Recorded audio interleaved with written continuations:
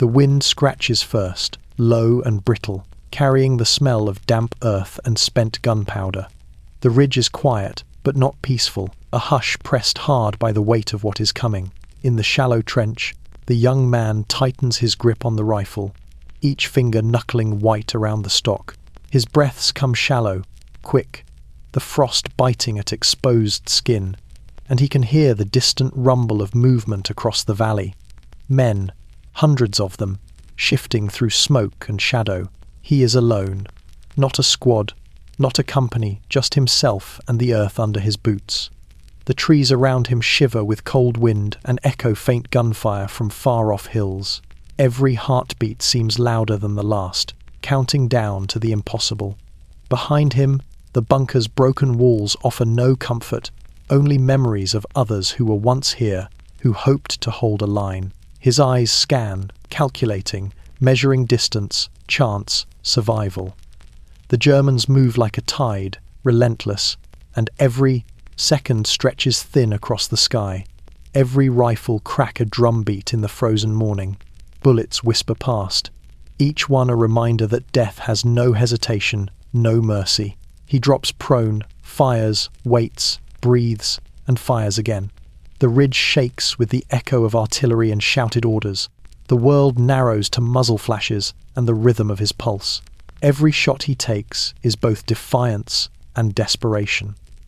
For hours, it seems, time has slowed, each breath a small rebellion against overwhelming force.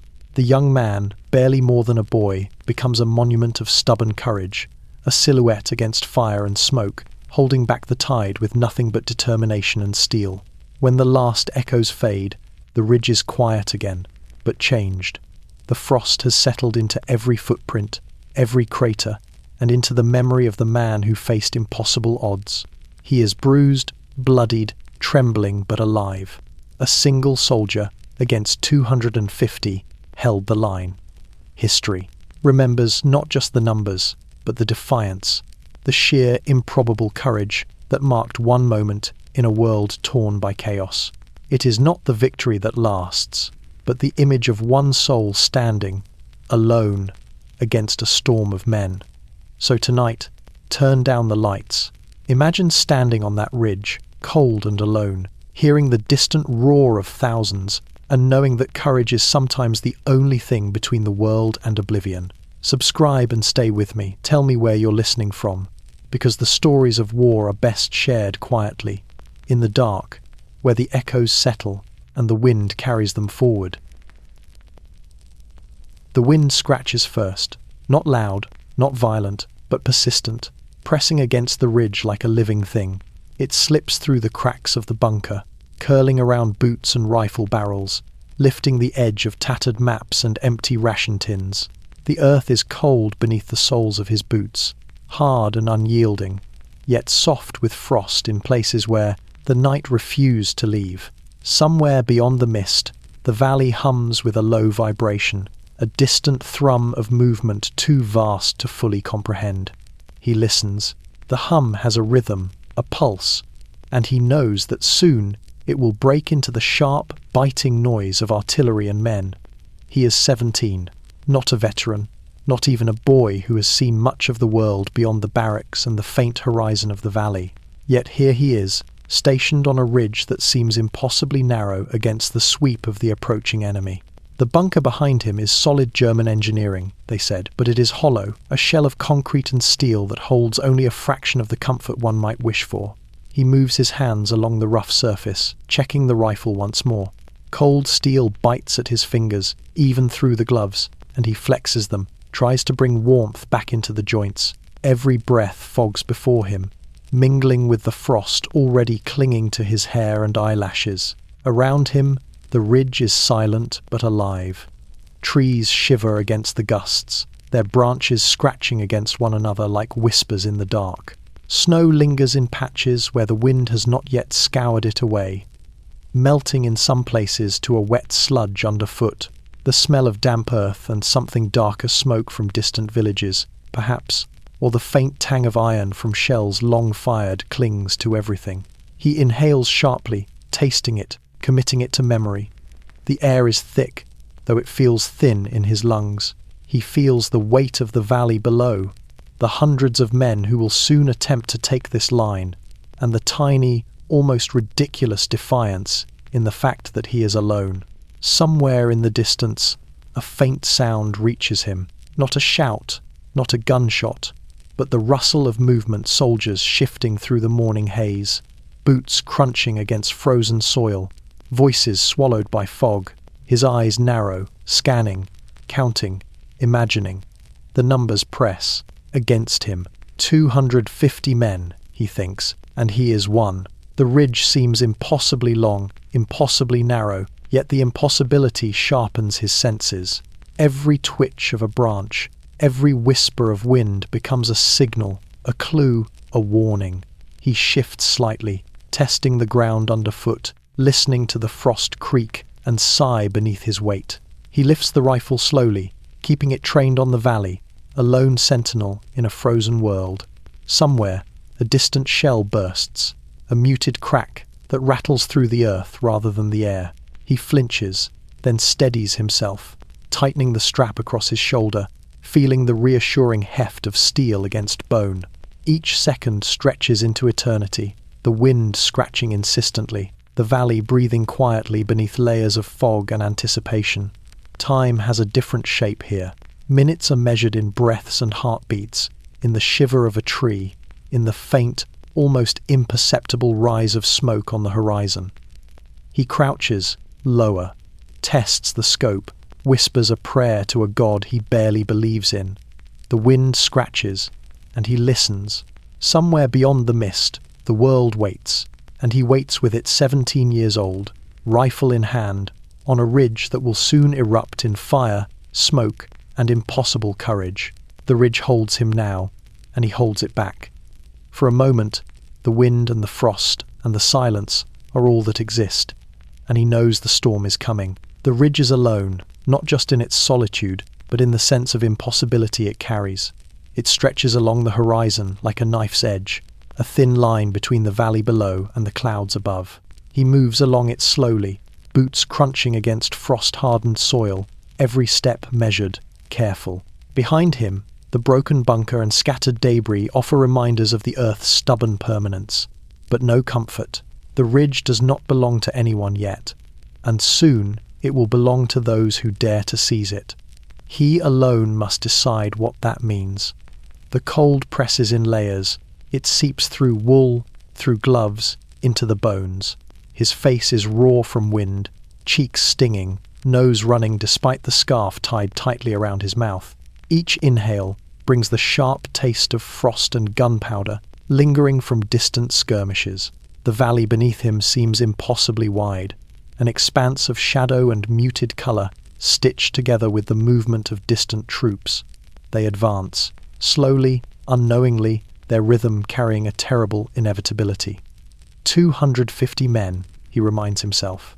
Each one a moving obstacle, each one a danger, yet they are unaware of the single figure waiting above, rifle poised, breathing shallow, heart hammering. He pauses at the crest, feeling the slope beneath his boots give slightly, the earth frozen but not unyielding. He imagines the line of men that will soon come for him, marching through mud and smoke, counting on numbers to carry them forward. The impossibility of it presses on him, and for a moment he allows himself a glimpse of doubt. Could one man hold such a tide? History, calculation, instinct, none of it provides an answer, and yet he knows that hesitation will cost more than fear ever could. Around him, the ridge listens. Trees stand like sentinels, needles coated with frost that glints faintly in the dim morning light. Broken branches scrape one another, whispering secrets to the wind. The air vibrates faintly, a low hum that carries with it the scent of soil, of gunpowder, of something metallic he cannot name. He squats lower, testing the rifle again, checking the sling, the bolt, the magazine. The weapon is cold, unforgiving, but it is his only friend. Every inch of it must be perfect, because perfection is all that separates survival from silence. He glances behind him at the broken bunker, at the scraps of ration tins and torn maps fluttering in the wind. Memories of other soldiers, Other boys who once stood here seem to cling to the walls like frost. Their absence is a lesson and a warning. The ridge does not forgive. It is patient, yes, but it watches, and it waits for mistakes. He traces his finger along the rough concrete, as if drawing strength from the cold solidity, from the knowledge that some things endure even when men do not. Somewhere far below, the first movement stirs the valley. Boots crunch, faint voices rise and fall, shadows shift across the grey landscape. He tightens, his grip on the rifle, feeling the pulse in his wrist, match the distant rhythm of marching feet. Time contracts, each second stretching into eternity. Every breath counts. Every heartbeat resonates in his chest. The ridge, the frost, the wind, the valley, the advancing enemy, they are all part of a single moment, a single impossibility that he must inhabit fully or risk being swallowed by it. The ridge is alone, and he is alone upon it. Yet together, for these fleeting, frozen hours, they form a line against the storm. The wind scratches, the frost clings, and he waits, ready for the impossible to arrive. The bunkers stand like hollow teeth along the ridge, broken and silent, their concrete scarred by time and war. They do not speak, but they carry the weight of what has passed through them. Men who once clutched rifles with hope, with fear, with nothing but obedience. Their voices linger faintly in the cold, in the echo of footsteps along frost-bitten corridors, in the chill that crawls beneath coats and gloves. He moves past them cautiously, feeling the wind curl through shattered windows, lifting fragments of paper and dust like smoke from long extinguished fires. Each step on the ridge is measured, respectful, as if the ghosts themselves might judge him for missteps. The frost bites harder here, mingling with the sharp tang of gunpowder carried faintly from distant fields. He crouches beside a half-collapsed wall, pressing his back against the cold concrete, and imagines the men who once waited here, staring at the same valley he now scans. He thinks of their faces, imagined from memory and rumour, young and old alike, determined, frightened, ordinary men caught in the extraordinary. He wonders how many of them felt the same chill in their bones, the same tightening in their chests, the same silent prayers whispered to a God who did not answer. From somewhere beyond the ridge comes a faint sound, almost swallowed by wind. A rifle discharged, a branch snapped under boot, a breath held too long. He freezes, letting the ghosts of bunkers guide him, reminding him to move like shadow, to watch like stone. His rifle is heavy in his hands, but not unfamiliar. He has learned its weight, its balance, its small, lethal rhythm. He adjusts the strap over his shoulder, testing the trigger finger, letting the cold steel anchor him to the ridge. The ghosts of bunkers are patient, and he must be patient too. He peers into the valley, and the enemy begins to emerge from the mist. Figures shift like shadows, 250 strong, advancing without hesitation, unaware that a single boy waits above them. The ghosts of those who stood here before whisper lessons he does not hear in words, but in instinct, patience, timing, courage. He imagines them frozen in the same moment, rifles leveled, hearts hammering against chests, every sense stretched to the impossible. He must be all of them now, and more, the sum of hundreds of silent memories pressed into a single body. The wind carries a strange smell, smoke from distant artillery, wet earth churned by marching feet, the faint tang of iron. He inhales sharply, tasting it, letting it sharpen his mind. The ridge is more than geography. It is a crucible, a place where courage is measured not in hours or days, but in breaths and beats, in the fine line between awareness and death. He crouches lower, letting the ruined bunker shield his form, yet feeling the weight of the world pressing forward. The ghosts of men who once held this line seem to lean close, not in accusation, but in warning. Watch, wait, and do, not falter. Somewhere, a shell bursts in the distance, its shockwave trembling through the ridge. Dust falls from ceilings, frost shakes loose from broken rafters, and he presses himself further into the cold concrete, feeling every vibration pass through bone and muscle. The enemy moves closer, but he does not flinch. The ghosts of bunkers have seen all this before, and he will not fail them. He checks his rifle one more time, takes a breath that tastes of frost and fear, and waits, knowing that soon the impossible will arrive, and he will stand alone against it as the ridge watches silently, as the ghosts whisper their cold approval. The first echoes arrive like distant murmurs, carried over the valley and folded into the wind that sweeps the ridge. They are faint at first, a snap of twigs, the soft scrape of boots over frost-hardened earth, the occasional cough swallowed by mist. Yet each sound presses against him with a weight far heavier than any artillery blast. He freezes, listening, letting the rifle rest lightly against his shoulder, eyes narrowing against the grey dawn. The echoes are not just noise. They are warnings, signals of the tide to come, and he knows that once they swell, there will be no turning back. He crouches low behind a jagged outcrop of concrete, a relic of a half-collapsed bunker, letting the wind slip past him without carrying his scent. The valley below is a blur, grey and shifting, where shadowy forms begin to emerge from mist. 250 men, he counts again in his mind, imagining their rifles, their boots, their breath pluming in the cold morning air. Each echo from the valley brings them closer, and yet the boy on the ridge feels a strange calm, a clarity that comes from knowing the ridge is his alone, and that, for a brief, terrifying moment, he is all that stands between the enemy and the heights. The rifle is ready, cold and steady in his hands. He adjusts his position, testing the ground beneath him, loose earth over frost, small rocks that might shift under weight. Every movement is measured. He inhales, tasting frost and distant smoke, letting the wind sharpen his senses rather than steel them. Somewhere far below, a faint laugh, almost a human sound, almost lost, drifts up.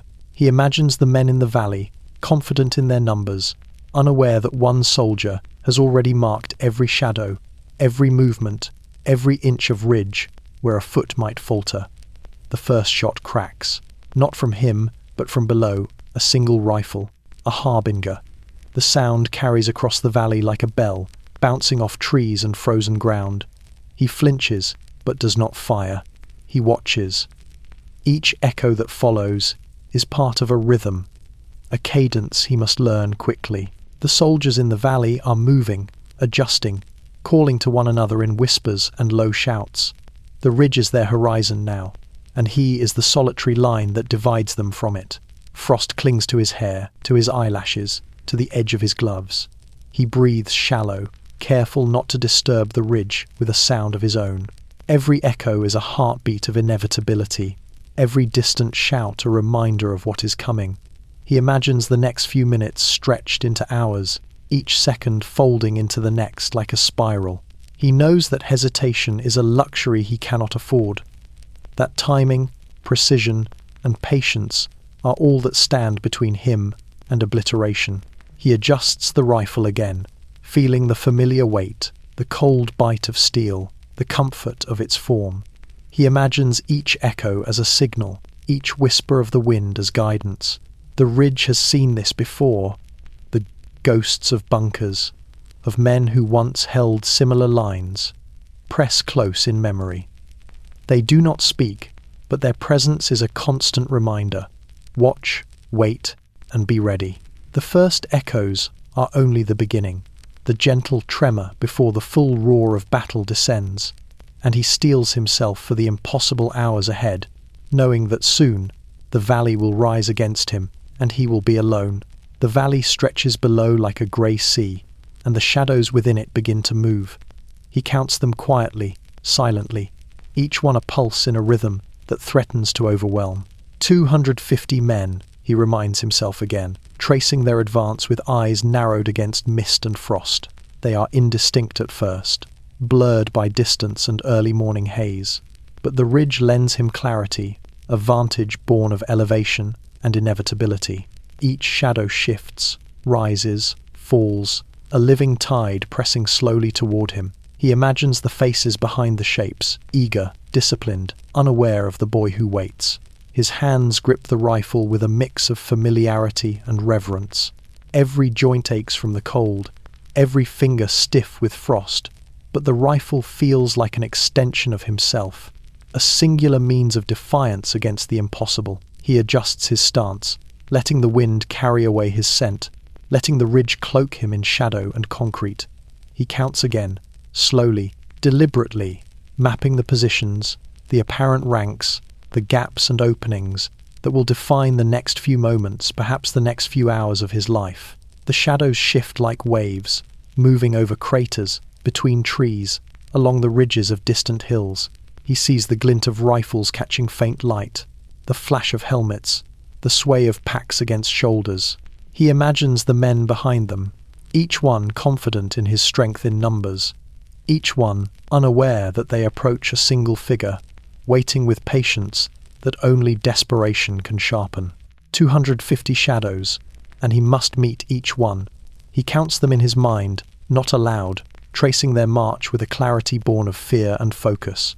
Frost bites his cheeks and nose, each inhalation a white plume that drifts into the valley air.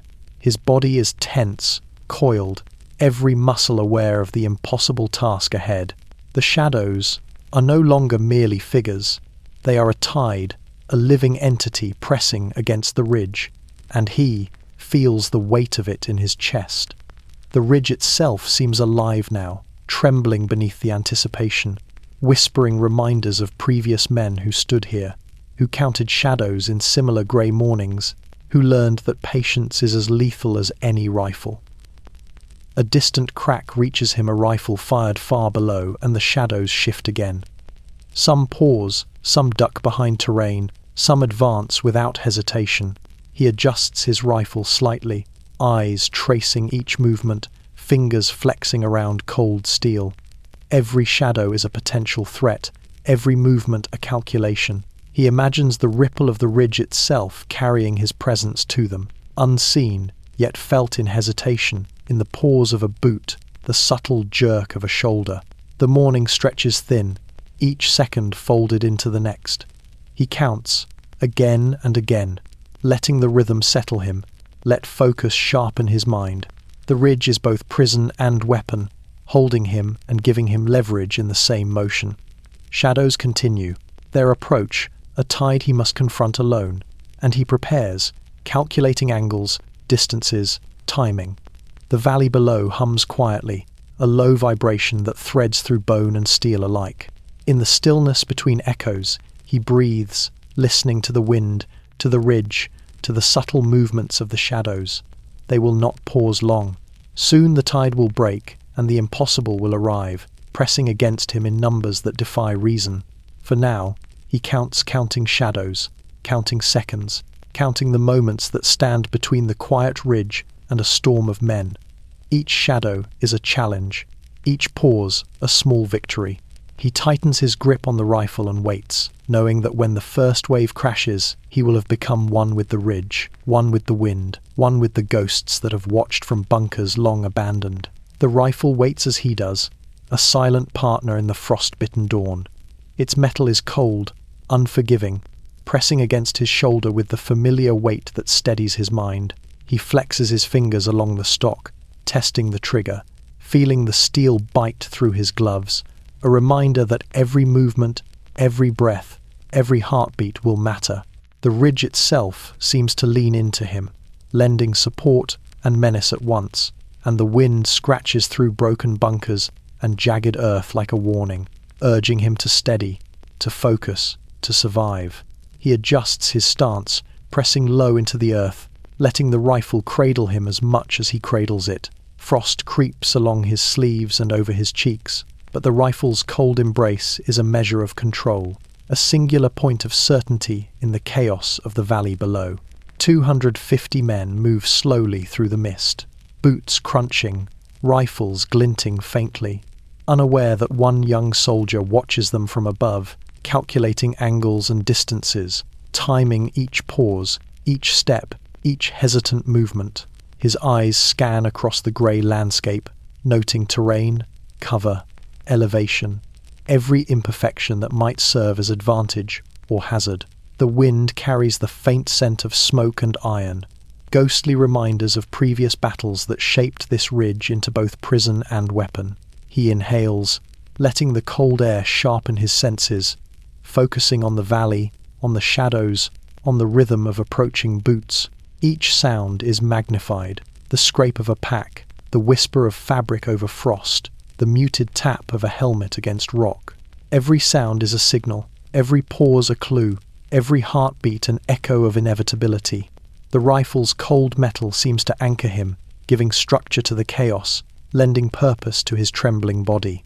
He shifts slightly, pressing his cheek against the stock, aligning the sights, measuring the distance, imagining the trajectory. Each calculation matters. Each misstep could be the difference between life and silence. He lets his breath settle, fogging lightly in the air, and listens to the valley, letting the rifle guide him, steadying against the tremor in his arms that the cold cannot fully suppress.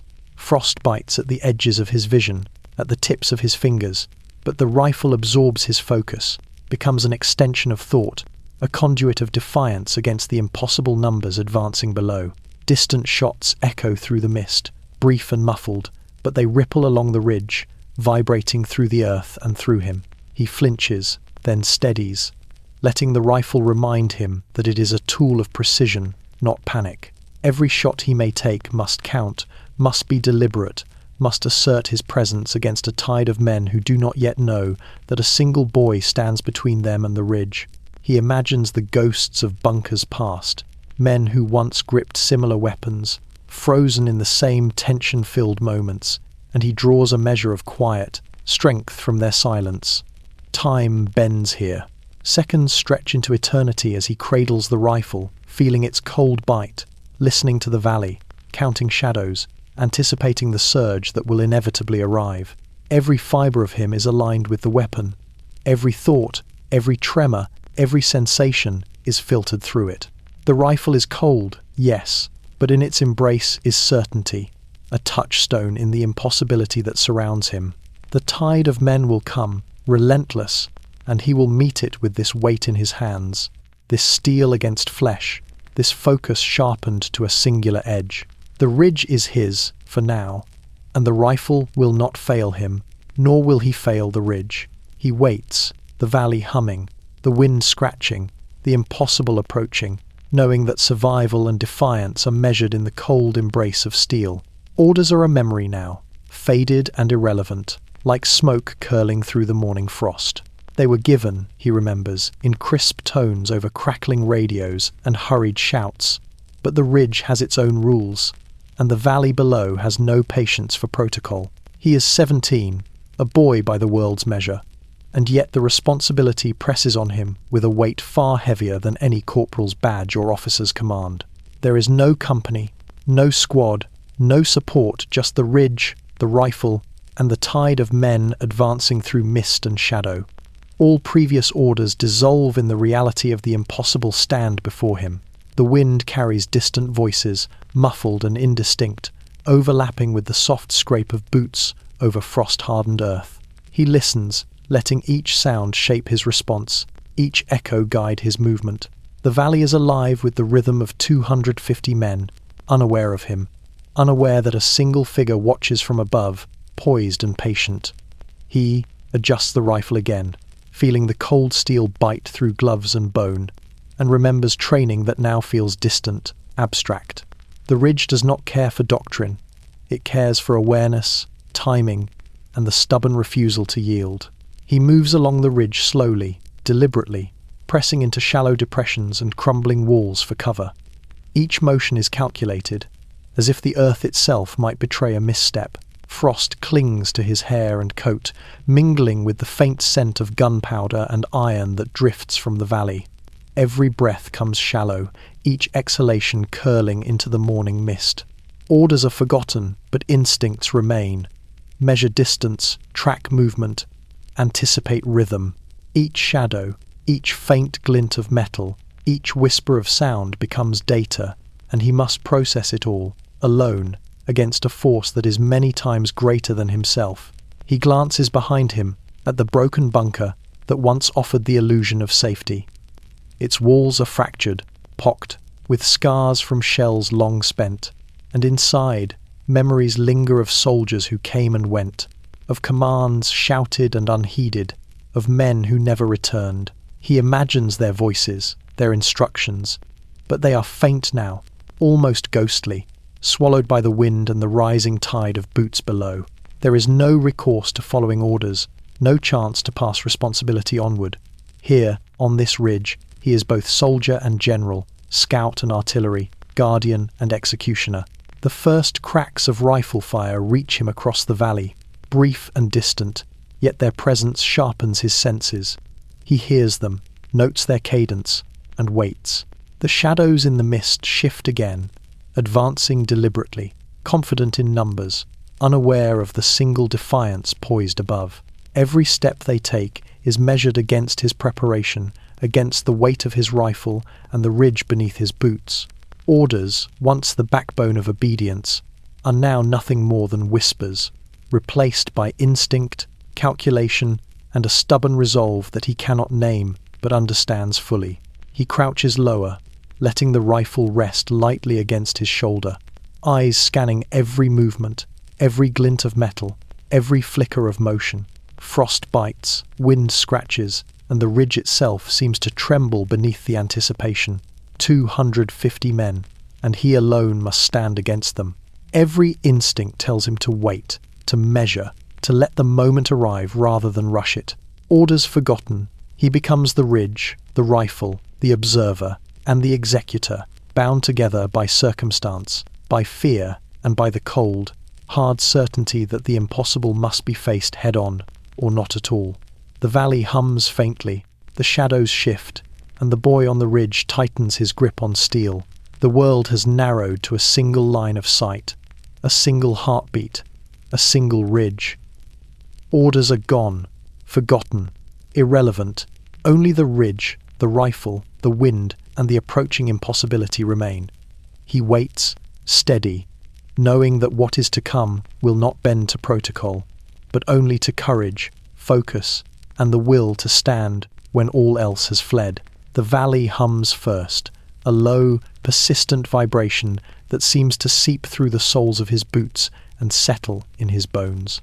It is not wind, not thunder, but a living resonance of movement and intent, a prelude to the storm that is yet to break. He pauses at the crest of the ridge, eyes scanning the grey expanse below, listening to the faint, rhythmic shuffle of boots over frost-crusted earth. Every sound carries the scrape of a pack, the subtle shift of a rifle, the soft murmur of voices that will soon shout commands he cannot hear. The valley hums, and with it comes the knowledge that the impossible is arriving. He breathes shallow, careful, to let the cold air sharpen his senses rather than steel them. Frost clings to his sleeves, to the edge of his gloves, and even through layers, the chill gnaws at his fingers and wrists. The rifle in his hands is heavy, yet familiar, the metal cold against skin and fabric. He tests the trigger finger lightly, flexes his hands, letting the rifle remind him of the control it offers in a world otherwise defined by chaos. 250 men advance below, and he alone must meet them. The thought presses down with a weight beyond reason, yet the hum in the valley steadies him, focuses him. Shadows shift across the valley, indistinct at first, then clearer as the morning light pierces the fog. Helmets glint faintly, rifles catch a streak of grey sky, packs sway against shoulders. He counts again in his mind, imagining the rhythm of their advance, predicting the spaces they will occupy, the moments when hesitation might save him or condemn him. The ridge is narrow, steep, and unforgiving, and yet it offers him leverage, an advantage he must exploit with every ounce of awareness he possesses. The valley hums, and he bends himself to its rhythm, becoming a part of it while resisting it entirely. The wind carries a faint tang of smoke, of earth disturbed by movement, of iron from weapons long discharged. He inhales sharply, letting it fill his lungs and sharpen his reflexes. Somewhere beyond the ridge, the distant trees shiver under the weight of unseen figures, the branches scraping one another like whispers of the past. He glances to the broken bunker behind him, tracing its fractured lines, imagining the men who once occupied it, who stood against similar tides. Their lessons are silent yet present: patience, calculation, and the quiet courage to hold when the world expects surrender. Time seems to bend here, stretching seconds into eternities. The hum of the valley threads through his mind, through the ridge, through the rifle in his hands. He shifts slightly, checking his footing on frozen soil, letting the cold concrete of ruined walls press against his back for stability. Every shadow is accounted for, every movement noted, every faint echo catalogued. He feels the pulse of the ridge, the subtle vibrations of the earth beneath him, and aligns himself with it, letting the rifle extend that control into the WWII valley below. A distant crack of rifle fire punctuates the hum, brief, almost imperceptible, yet it resonates across the ridge, mingling with the wind and the frost. He does not flinch. He listens, observes, and waits. 250 men, and he alone stands against them. The valley hums louder now, a subtle crescendo that threads through bone and steel alike, carrying the inevitability of the moment. He tightens his grip on the rifle, lets the cold bite settle, and becomes one with the ridge, one with the valley's hum, one with the impossible stand that is about to define him. Every breath, every heartbeat, every shiver of cold becomes part of the rhythm. The valley hums, and he listens, and he waits. The impossible is close, and he will meet it with all that he is, with every ounce of awareness, every measure of courage, and every bit of cold steel in his hands. The first fire arrives, like a sudden heartbeat in the valley, sharp and deliberate, cutting through the grey morning haze. It is not from his rifle, not yet, but from somewhere below, where the advancing tide of men tests the ridge, unaware of the solitary figure waiting above. The crack echoes faintly across the frozen ground, bouncing off broken concrete and jagged rocks, vibrating through the soles of his boots. He flinches instinctively, then settles, letting the sound sharpen rather than scatter his focus. The ridge is alive now, every scar and hollow channeling tension, every frost-covered stone a silent witness. He tightens his grip on the rifle, feeling its cold bite through gloves and layers of wool. Each breath comes measured, curling faintly in the air, like smoke from a distant chimney. The first fire is a signal, a warning, a probe, a challenge. He adjusts his position slightly, letting the rifle rest against his shoulder, eyes scanning the valley for movement, glint, shadow. 250 men advance below, yet their confidence is fragile. They do not yet know that one boy waits, poised and patient, and that the ridge itself has chosen him as its guardian. The wind carries the scent of smoke and iron, mingling with frost and the faint tang of distant artillery. He inhales sharply, letting it anchor him to the present, focusing his mind on angles, distance, and timing. Every movement of the enemy below is magnified. Every shuffle of a boot, every glint of metal, every whisper of fabric becomes part of the calculation he must make in silence. He counts shadows, measures distance, and imagines the inevitable, the moment when his rifle will answer, when the first shot he fires will be the first in a line that defies reason. The ridge beneath him creaks faintly under shifting frost and his weight. Broken bunkers and crumbled walls offer partial cover, and he presses against them as he adjusts his aim. The first fire in the valley draws. Responses, shouts, movement, figures ducking behind terrain. He observes carefully, noting patterns, anticipating motions, letting the enemy reveal themselves through hesitation and instinct.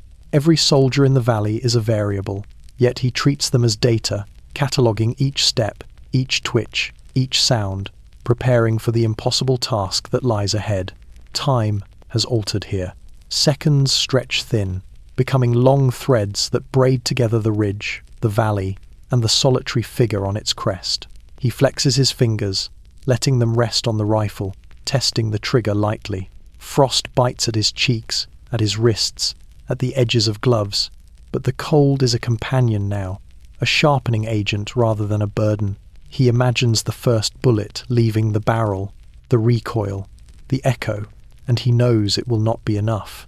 The ridge will demand more, the valley will press harder, and he must hold, must persist, must become the embodiment of defiance against overwhelming odds.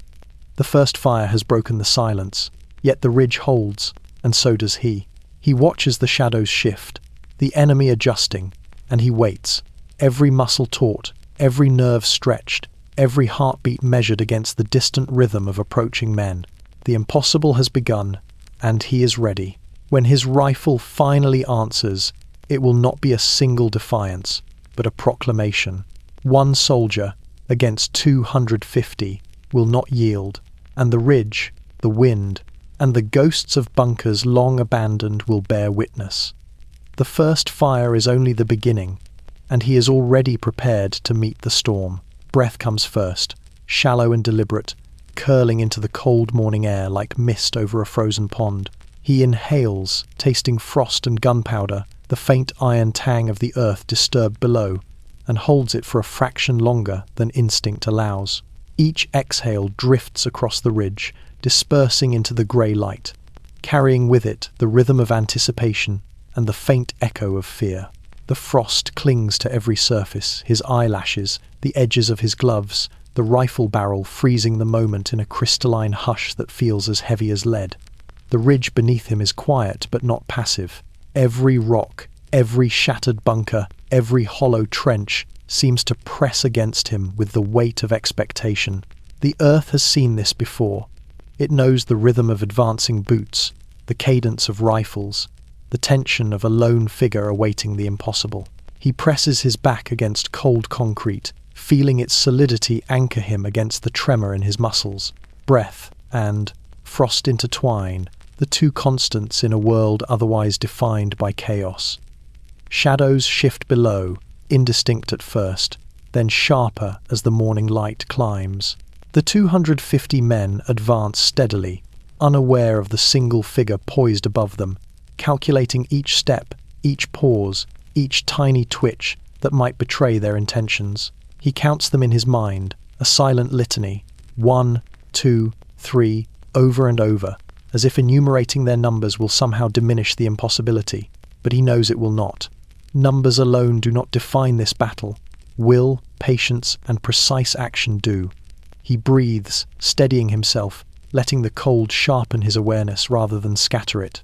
The rifle rests against his shoulder, an extension of his body, an anchor to reality. He tests the trigger lightly, flexes fingers stiff from frost, and listens. The valley hums faintly now, a low vibration of distant movement, of leather boots over frozen earth, of rifles shifting and clinking. The wind carries it all, threading it through his hair, through his sleeves, through the very marrow of his bones. Breath and frost become a single rhythm, aligned with the ridge and with the impossible task ahead. He imagines each second stretching into eternity, each heartbeat marking the passage of the approaching storm. Somewhere in the distance, a faint crack echoes a rifle fired far below. He flinches, then lets the reaction pass, muscles tightening, eyes narrowing. The shot has drawn attention, but it has not yet threatened. He watches, noting patterns, observing hesitation, cataloguing every glint of metal and fold of fabric that hints at a soldier's movement. The ridge is both shield and stage, and he alone dictates its story. Breath and frost, steel and instinct, all converge in the narrow band of earth that is his domain. Time bends here. Each inhale is a countdown, each exhale a tether to reality. Frost bites, wind scratches, and the valley hums, carrying the weight of expectation and inevitability. He shifts slightly, adjusting his position, pressing his cheek against the rifle, letting it cradle him as much as he cradles it. Every muscle is coiled, every sense sharpened, every thought aligned with the moment. The first wave has not yet broken, but the ridge, the frost, the wind, and the valley itself seem to hold their breath in anticipation. Breath and frost, he realizes, are more than elements of cold and air. They are companions, markers of life in a world where death presses near. He inhales once more, letting the mist swirl, letting the ridge settle beneath him, and waits. The impossible is coming. The first wave will break soon, and he will meet it with nothing but patience, precision, and a single rifle cradled against the cold that binds him to the ridge. The valley hums, the frost glints, and his breath hangs in the air, a quiet promise that he will stand. The first flashes cut through the morning grey like sparks against iron, brief and brilliant, fleeting in the mist that hangs low over the valley. They are distant, almost imperceptible at first, but unmistakable. Rifles answering rifles, the hum of men testing the ridge. He squints, letting the pale light sharpen the shapes, letting the mist frame each movement like a shadowy outline against a ghostly canvas. Each flash is a signal, a ripple across the frozen battlefield, and he knows that with the next one, the impossible will begin in earnest. He tightens his grip on the rifle, feeling the familiar cold bite of steel press into his palm, steadying nerves that refuse to still. Frost clings to his sleeves, lashes, and fingers, sharp against skin beneath the thin fabric of gloves. Every muscle is tense, coiled for the inevitable, each heartbeat a drumbeat that threads through bone and steel alike. He adjusts the stock against his shoulder, aligning the sights, measuring distance through the haze. The flashes continue, sporadic at first, then with greater frequency, and he begins to sense rhythm in them, a cadence he must anticipate, match, and disrupt with precision. The ridge itself seems to breathe with him. Each creak of frost-laden timber, each shift of broken concrete, attuning him to the subtle language of the landscape. Shadows dart through smoke and mist below, flickering in tandem with flashes of gunfire, advancing cautiously but with confidence in numbers. 250 men, he counts again, each silhouette moving like a tide, yet unaware that one solitary figure watches, calculates, and waits. The ridge grants him perspective, and the rifle grants him agency. But the combination is fragile. One misstep, one flinch, and the rhythm will falter, and the valley will claim what the ridge has so far withheld. A sharp wind whistles across the crest, carrying the smell of damp earth, smoke, and faint iron from distant gunfire. He inhales, letting it fill his lungs, and exhales slowly, curling breath into the mist. Each flash illuminates his vision for a split second. A helmet, the glint of a rifle, a fleeting posture of readiness. He memorizes every fragment, cataloguing movement with a precision born of necessity. The mist swallows the details almost immediately, but he holds them in mind, projecting the next steps, predicting angles, timing the response that may be the difference between survival and oblivion. The distant shots are not just noise, they are a conversation, a probe, an assessment of his resolve. He listens carefully, tracing the echoes through frost and concrete, adjusting his aim slightly with each flicker of light. The first wave tests him, daring him to reveal himself, to flinch, to falter. He does neither. His breath is steady, though shallow, matching the rhythm of the ridge itself. Frost clings to his hair, to his gloves, to the rifle, but he hardly notices. The cold has become part of him, a sharpening agent rather than a burden. He shifts slightly, crouching lower behind a jagged wall, letting the rifle cradle him as he watches the flashes. Each one marks progress, a pulse in the valley's relentless march, a heartbeat in the impossible sequence he must navigate. He imagines the bullets' paths, the angles, the trajectories, calculating where the next moment of action will fall. The ridge, the mist, and the rifle are all he possesses, yet together they form a line against overwhelming numbers. The flashes continue, weaving their light through smoke and shadow, and he waits, coiled, ready, aware that soon he will no longer observe, he will act.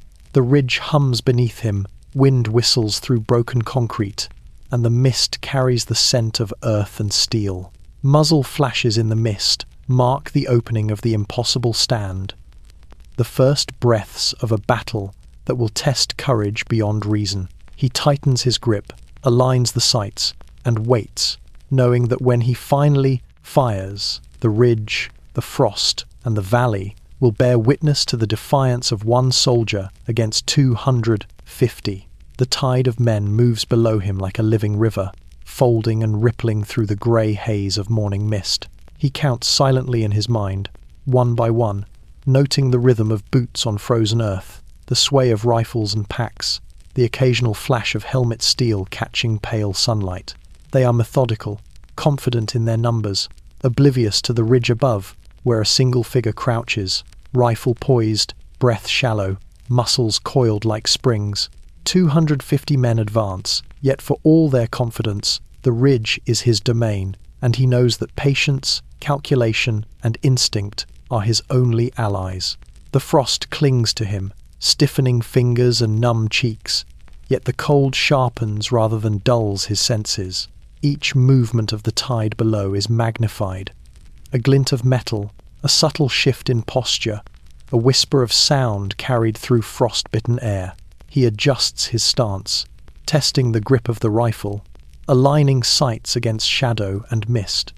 The ridge seems to lean with him, lending solidity, height, and perspective. Every inch of it matters, every contour a potential advantage, every hollow a place to hide or pivot.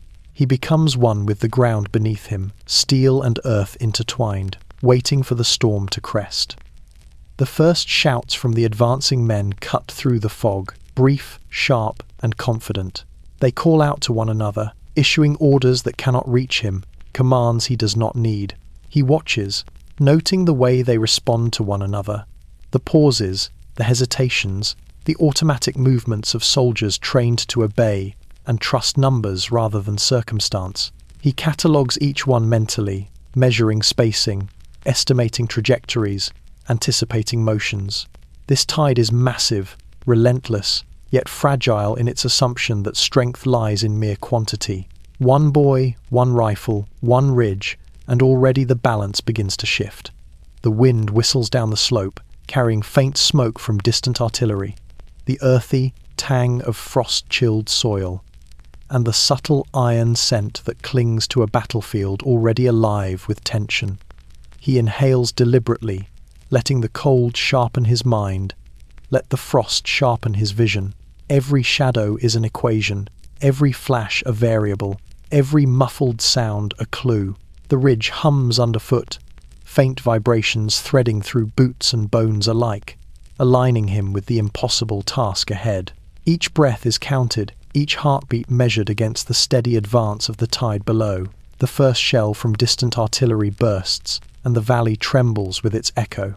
Dust lifts from churned earth, trees shiver, and the advancing men falter ever so slightly. He does not move, letting the ridge, the frost, and the rifle guide him.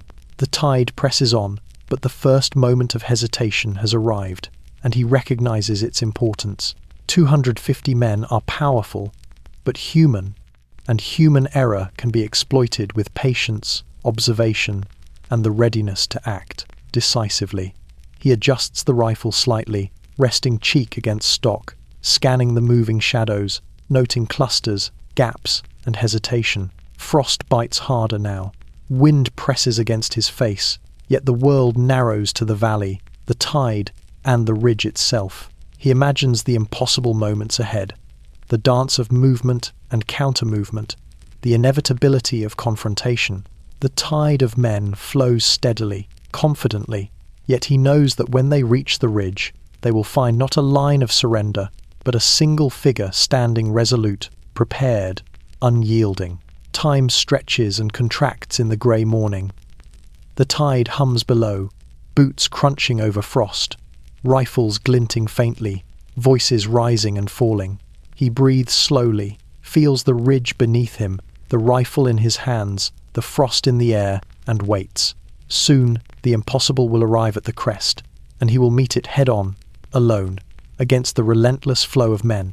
The ridge, the wind, and the frost all bear witness. One soldier against 250, holding a line that history will remember. The ridge is scarred, pocked with the remnants of shells long fired, each crater a miniature valley of frost and frozen earth. He moves along the crest cautiously, boots crunching over uneven terrain, testing each step as if the frozen soil itself might betray him.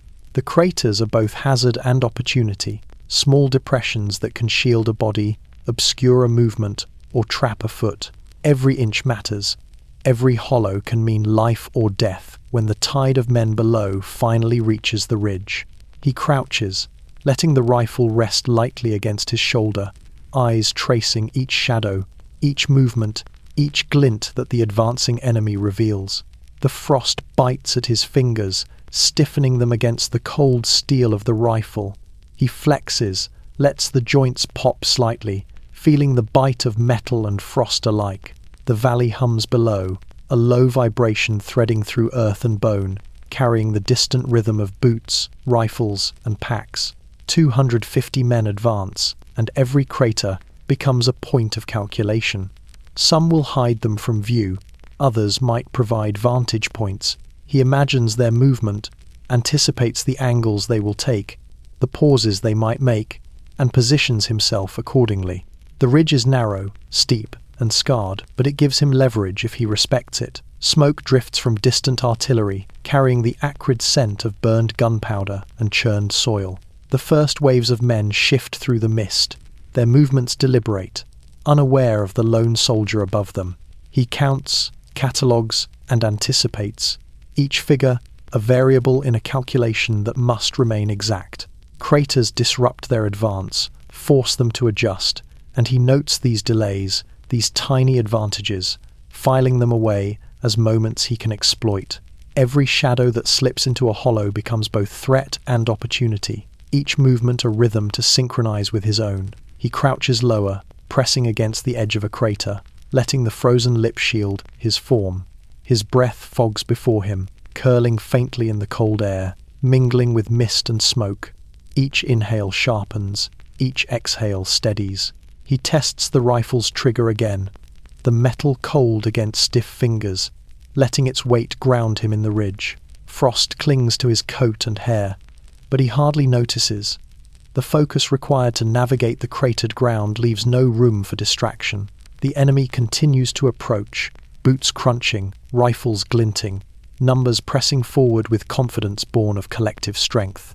The first distant shouts reach him, faint and almost swallowed by the wind.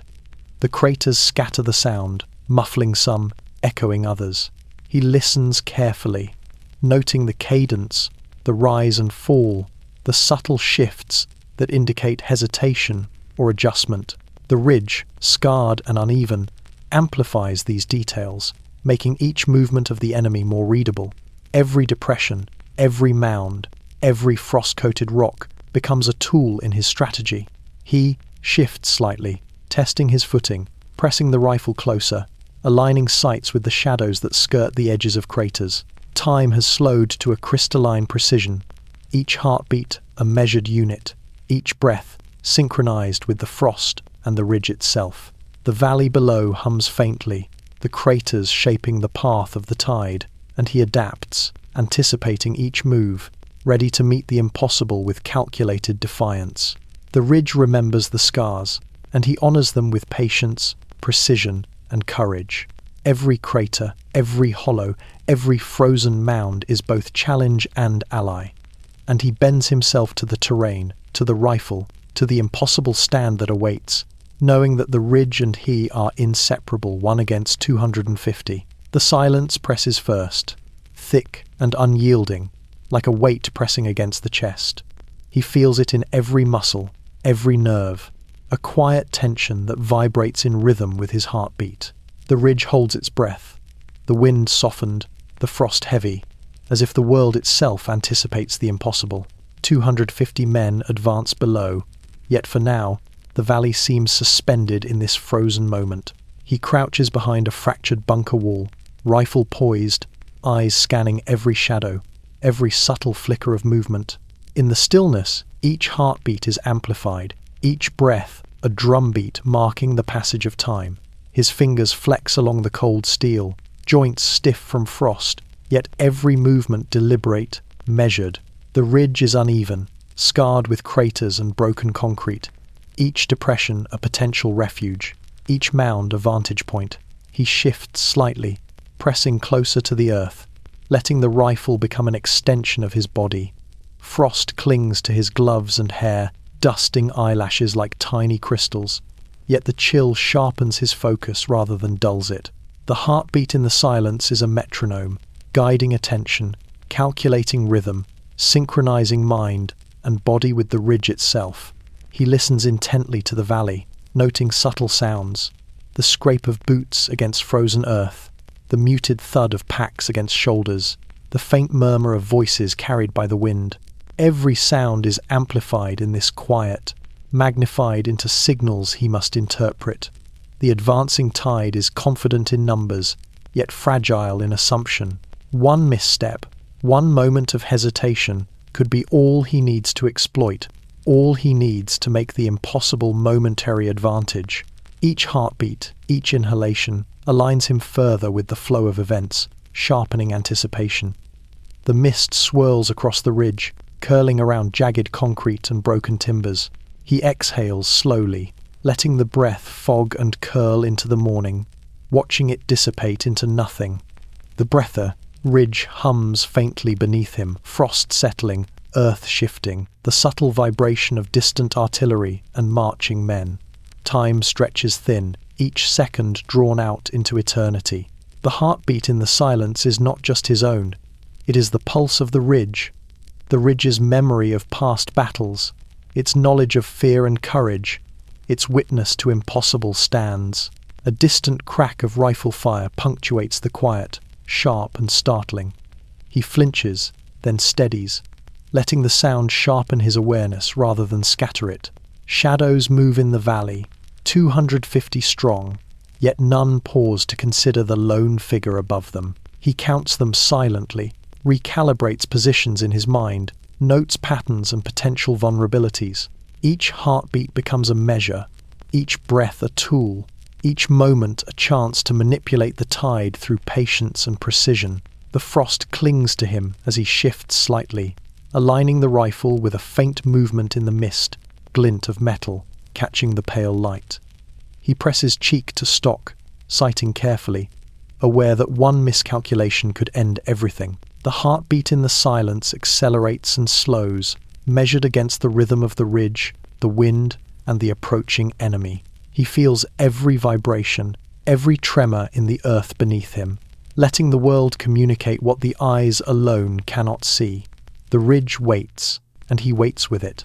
Breath and frost, silence and heartbeat, steel and instinct converge into a single point of defiance.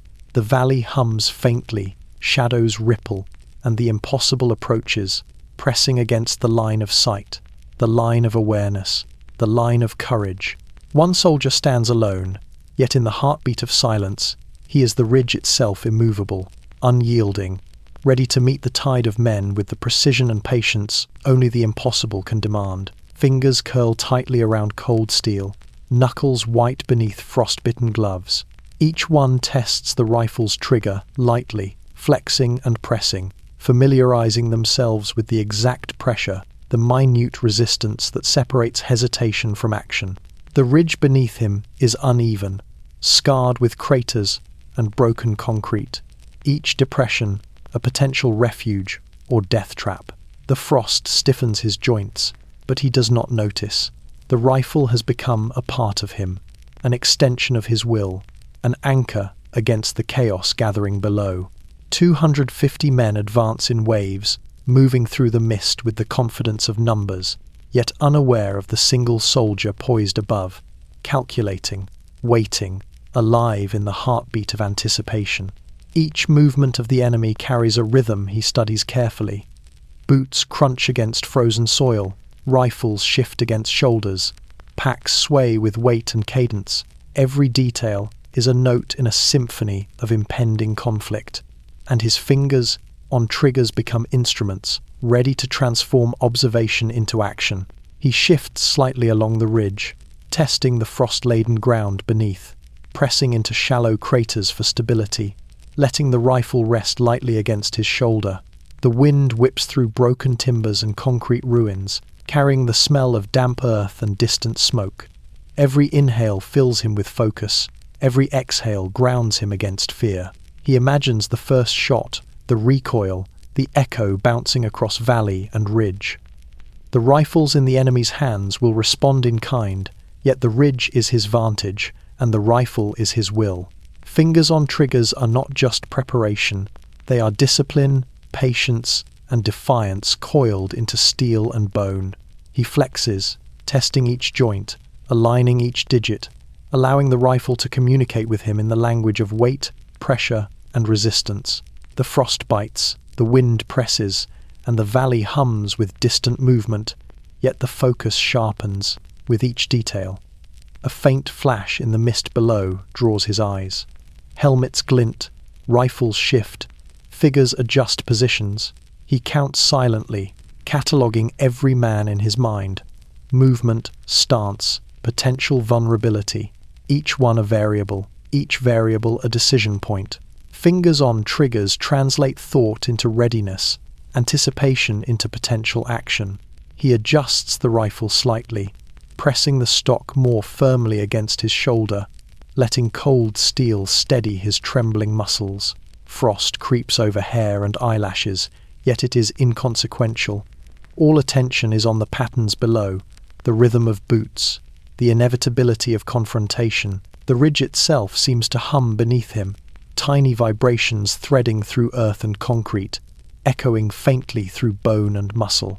Time stretches, each second elongated, measured in shivers, heartbeats, and the subtle pressure of fingers on triggers. He imagines the moment the first wave reaches the ridge, the sequence of shots, the precise timing needed to hold the line. 250 men approach, yet his readiness, his calculation, his patience, embodied in the tension of fingers on triggers, is a force that numbers alone cannot overcome. Wind carries faint shouts, muffled and distorted through distance and frost.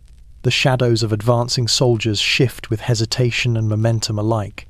He breathes shallowly, letting focus sharpen senses.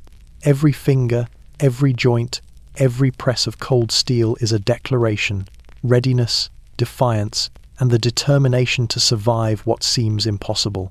He adjusts his aim again, subtle, precise, merging anticipation with action. The ridge, the frost, the rifle, the valley, and the approaching tide of men converge in the single, taut moment of preparation. Fingers on triggers are not just physical, they are the embodiment of courage, precision, and the impossible resolve of one soldier against 250. The first fall comes without ceremony, a sudden, cruel punctuation in the rhythm of the advancing tide. A rifle cracks below, a single man collapses into the frozen earth, and the valley seems to shiver at the interruption. He sees it in a glint of steel, the subtle tilt of a helmet, the twitch of a hand that no longer responds. For a moment, the impossibility of the situation sharpens into acute clarity. One man, alone on a ridge scarred by frost and craters, against 250 moving shadows, yet already the tide falters under precise, deliberate action. His breath hangs in the air, curling faintly in the cold, and he allows himself a brief pause to observe. The first fall is not chaos, it is signal, a moment that divides hesitation from determination. Others around the fallen soldier glance, adjust, pause, and for the first time, uncertainty creeps into the rhythm of numbers. He does not move, does not celebrate, does not lower the rifle. Every instinct tells him patience matters more than pride. He is the ridge now, and the ridge measures outcomes in seconds, in angles, in the discipline to hold the impossible line. The frost clings to him, stiffening fingers and wrists, pressing against every exposed surface. He flexes, adjusts, feeling the bite of cold steel against skin through gloves, the rifle now more extension than tool. The first fall has altered the valley below, a ripple through movement, a hesitation in rhythm, a subtle recalibration of confidence. He counts silently, observing clusters of men, noting who hesitates, who presses forward, who shifts into cover. Each shadow is a calculation, and every falter is a variable to exploit with precision. He shifts slightly, pressing into the lip of a crater, letting its frozen edge shield his form. The ridge hums faintly beneath him, carrying vibrations from boots, packs, and distant artillery. The first fall has not ended the threat. It has sharpened it, crystallized it, and set the stage for a rhythm of engagement that must be met with exactitude. His rifle rests against his shoulder, sighting lines trained on the advancing forms, fingers poised with calculated readiness. Every twitch of a boot, every glint of metal, every faint shuffle becomes part of a larger equation, one he must solve without error. The wind carries the faint, acrid scent of smoke, gunpowder, and churned frost. He inhales sharply, letting it sharpen awareness, steady nerves, and synchronize breath with heartbeat. The ridge is a coiled instrument, the rifle a resonant string, and he is both the musician and the note. Time stretches, seconds folding over themselves, moments lingering as he observes the valley adjusting to the first fall. The 250 men continue their advance, yet the tide now carries hesitation, a subtle disruption that only patience, precision, and fearlessness can exploit. He presses his cheek to the rifle, aligning sights with shadows that shift across craters and broken earth. Frost bites his face, wind scratches at hair and uniform, yet the singular focus of the impossible stand absorbs all attention. The first fall is a reminder. One soldier, alone, can alter the course of numbers with careful, deliberate action. He exhales slowly, steadying himself, letting the rifle cradle him, letting the ridge lend its strength. The valley hums, the mist swirls, and the tide of men falters, just enough to remind him of what patience and precise defiance can accomplish. The first fall has come, and with it, the faintest echo of possibility. He tightens his grip, flexes fingers over cold steel, and waits.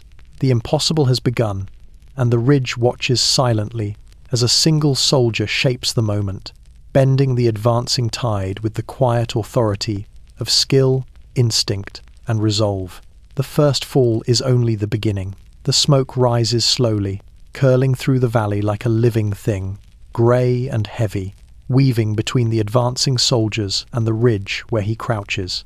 It is not from him, not yet, but from distant artillery, shells that burst miles away and send tremors through the frozen earth. The acrid tang of gunpowder mingles with the chill of frost, carrying over the valley to settle in his lungs. He inhales carefully, letting it sharpen rather than choke him, feeling it cling faintly to hair and gloves.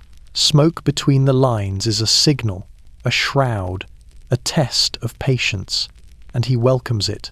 It blurs the clarity of vision below, but focuses the clarity of his mind above. He shifts slightly behind a broken bunker wall, feeling the uneven, frost-laden ground beneath his boots. Craters pock the ridge, each a tiny depression of frozen earth that can hide him, conceal motion, and anchor his stance. The smoke drifts through the valley, curling around the advancing tide of men, 250 strong, and he watches as their rhythm falters under obscured sight. One falls behind another, a helmet glinting faintly in the mist. Another pauses mid-step, uncertain. Smoke between the lines creates hesitation where none was expected, and he catalogues each subtle motion, each adjustment, storing the patterns in his mind. His rifle rests lightly against his shoulder, cold steel pressing against his cheek and palm. Frost stiffens fingers and wrists, but the weight of the rifle grounds him, becomes an extension of thought, will, and patience. The smoke curls in shifting ribbons, hiding and revealing movements below, carrying with it both danger and opportunity. He aligns sights carefully, tracing shadows that emerge and disappear, calculating distances, anticipating trajectories. Each flicker of a flash, each muffled movement, becomes part of the equation he alone must solve to hold the ridge. A faint gust of wind shifts the smoke, sending a thin, grey veil across the frozen ground. The distant sounds of rifle fire and marching feet are muffled, distorted, yet still audible enough to gauge movement. He inhales, letting breath mix with frost and powder, steadying nerves that pulse in rhythm with the ridge itself. Every detail counts. The curve of a helmet, the slight bend in a knee, the shimmer of metal through mist. Smoke between the lines obscures, but it also clarifies, forcing focus, forcing patience, forcing him to rely on instinct, sharpened by fear and experience. He shifts slightly, pressing cheek closer to stock, adjusting trigger finger, letting the rifle cradle him as he surveys the valley. The advancing men are powerful, confident, yet the smoke disrupts cohesion. Hesitation ripples through their ranks, subtle but measurable. He notes clusters that move too quickly, gaps that widen, small mistakes magnified by the haze. The ridge is his dominion, the rifle his instrument, and smoke between the lines has become a tool in the impossible stand. Time bends here, stretching seconds into eternities. The smoke drifts, twisting with wind, curling around craters and frost, obscuring men below and highlighting small openings. He watches and waits, every muscle coiled, every sense sharpened. 250 men are approaching, yet the ridge, the frost, the smoke, and the rifle converge to give him leverage. Every inhalation, every heartbeat, every twitch of a finger on the trigger is a rehearsal, a measure of readiness for the confrontation that will not wait for hesitation. The smoke thickens, clinging to the valley, to the shadows, to the advancing tide. It carries both threat and clarity, forcing him to anticipate, to calculate, to act without error. He exhales slowly, letting breath curl into mist, letting frost settle along sleeves and hair, letting the ridge lend its strength. Smoke between the lines is not obstruction, it is opportunity, and he waits, poised and patient, for the impossible moment when action will become survival, and one soldier will stand against the tide of 250 men. The shadows move now with a life of their own, stretching and bending across the frozen valley below, twisting between craters and smoke, between the faint glint of rifles and the dull flash of helmets. They are not uniform, not predictable. Each man in the advancing tide carries his own uncertainty, his own hesitation, however slight. 250 men press forward with confidence in numbers, yet each step reveals a flicker of doubt, a falter in rhythm, a subtle hesitation. From the ridge, he sees it all. Shadows of fear ripple through them, unseen by their comrades, yet visible to one patient observer high above, rifle poised, breath shallow, body coiled like a spring. He shifts slightly behind the jagged edge of a collapsed bunker, letting its broken concrete cradle him while keeping sightlines clear. Frost stiffens his fingers and wrists, yet he flexes, letting the cold steel of the rifle remind him of control. Every shadow in the valley is now a variable in a complex, living equation, every movement a signal of intent or doubt. He counts them silently, observes spacing, estimates timing, and imagines how fear can be exploited, magnified, and transformed into advantage. The ridge is his dominion, patience and calculation are his allies. A faint gust of wind carries the scent of smoke and iron, curling through the frost-bitten landscape. He inhales, letting it sharpen awareness. Let every nerve stretch taut and focused. Shadows shift closer to one another, clustering, spreading, hesitating over craters or around terrain. The first fall, the distant flashes of rifles, the curling smoke, all of it has worked subtly to disturb the enemy's rhythm. Fear is an invisible hand moving among them now, twisting confidence into doubt, sowing hesitation where boldness once stood. He presses cheek against the rifle, aligning sights with careful precision, letting the steel ground him while his mind catalogues movement, anticipates motion, and calculates the moments ahead. Frost bites at his face, wind scratches at hair and coat, yet the coiled readiness within him feels amplified by the chill. Shadows of fear ripple unpredictably, and he notes every micro-movement, the pause before a step, the slight lift of a boot, the glance that flicks toward the ridge. Every subtle gesture is a signal, every hesitation a chance to bend the tide of men with precise, deliberate action. Time seems suspended.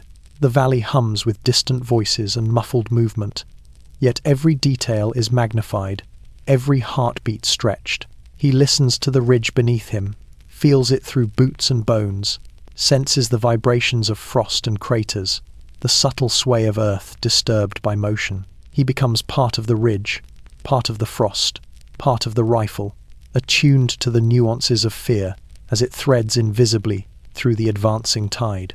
Each shadow is now a measure, each pause a heartbeat, each micro-falter a small opening he can exploit. The advancing men are formidable in number, yet fear bends even the strongest, even the most disciplined.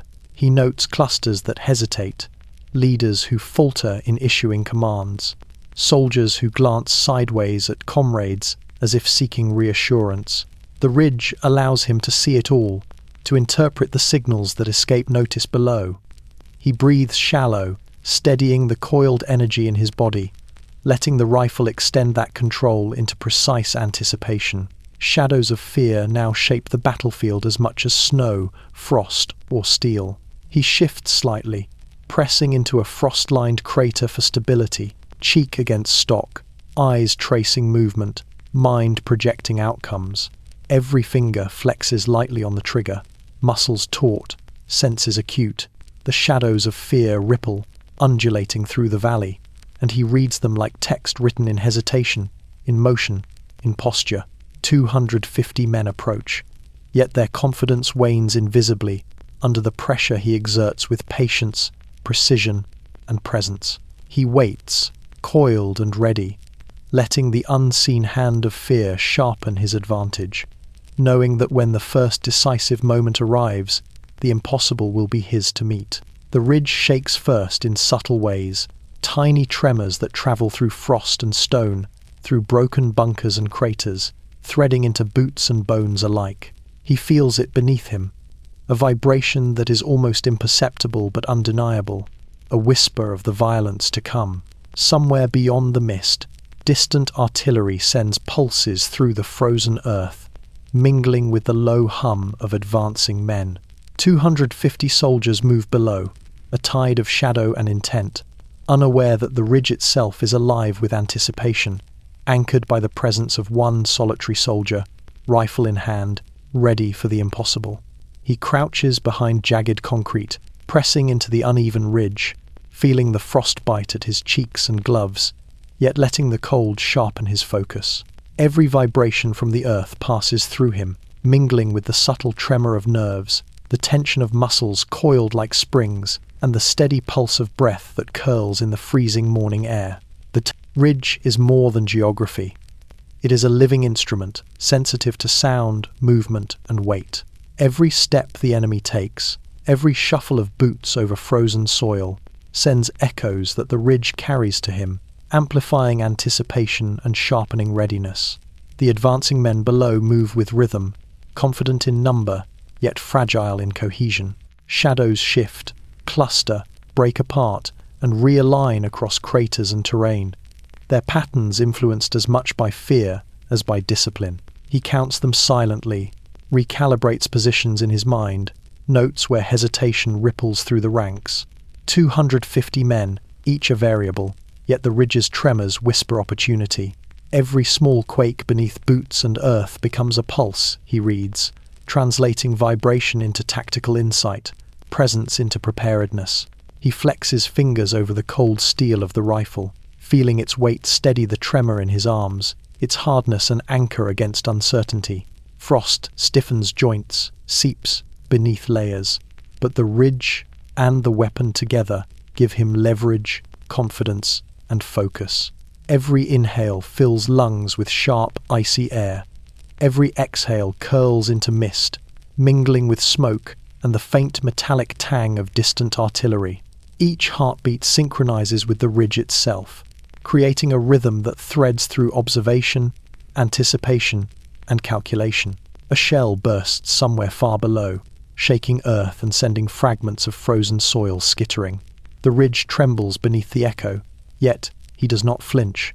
His eyes trace movement through mist and smoke, shadows bending and twisting as the advancing soldiers adjust to the disruption. One falters, another glances toward his side, hesitation passing quietly through the ranks. The ridge shakes, and he becomes attuned to it, reading every nuance, every ripple of uncertainty, every vibration that can be converted into a decisive advantage. He shifts slightly, pressing cheek to stock, aligning sights with precision, letting steel, frost, and ground converge in perfect unison. Each micro-motion of the ridge beneath him Each tremor, each subtle vibration, threads into his calculations, informing the timing of action, the anticipation of movement, the sequence of shots that will define the next moments. The ridge shakes, not in fear but in expectation, and he aligns himself with it, letting it amplify awareness, patience, and resolve. The valley hums with approaching men. The distant artillery pulses through the frozen landscape, and the shadows continue their advance. The ridge shakes beneath him, carrying information and presence alike, and he becomes part of it, a single, taut figure, steel and frost and instinct, ready to meet the impossible. 250 men approach, but the ridge itself stands with him, trembling, alive, patient, and unyielding, just as he will be when the first wave crashes against the defiance of one soldier alone. The ridge whispers first, a subtle sound carried through frost and concrete, through craters and broken timber, threading into his ears like a half-remembered warning. It is not wind, not snow, not the faint hum of distant artillery, but a quiet vibration that seems to emanate from the ridge itself, from the frozen earth beneath his boots, from the tension coiled in every muscle. He listens, letting it guide him, anchor him, steady the rhythm of breath and heartbeat.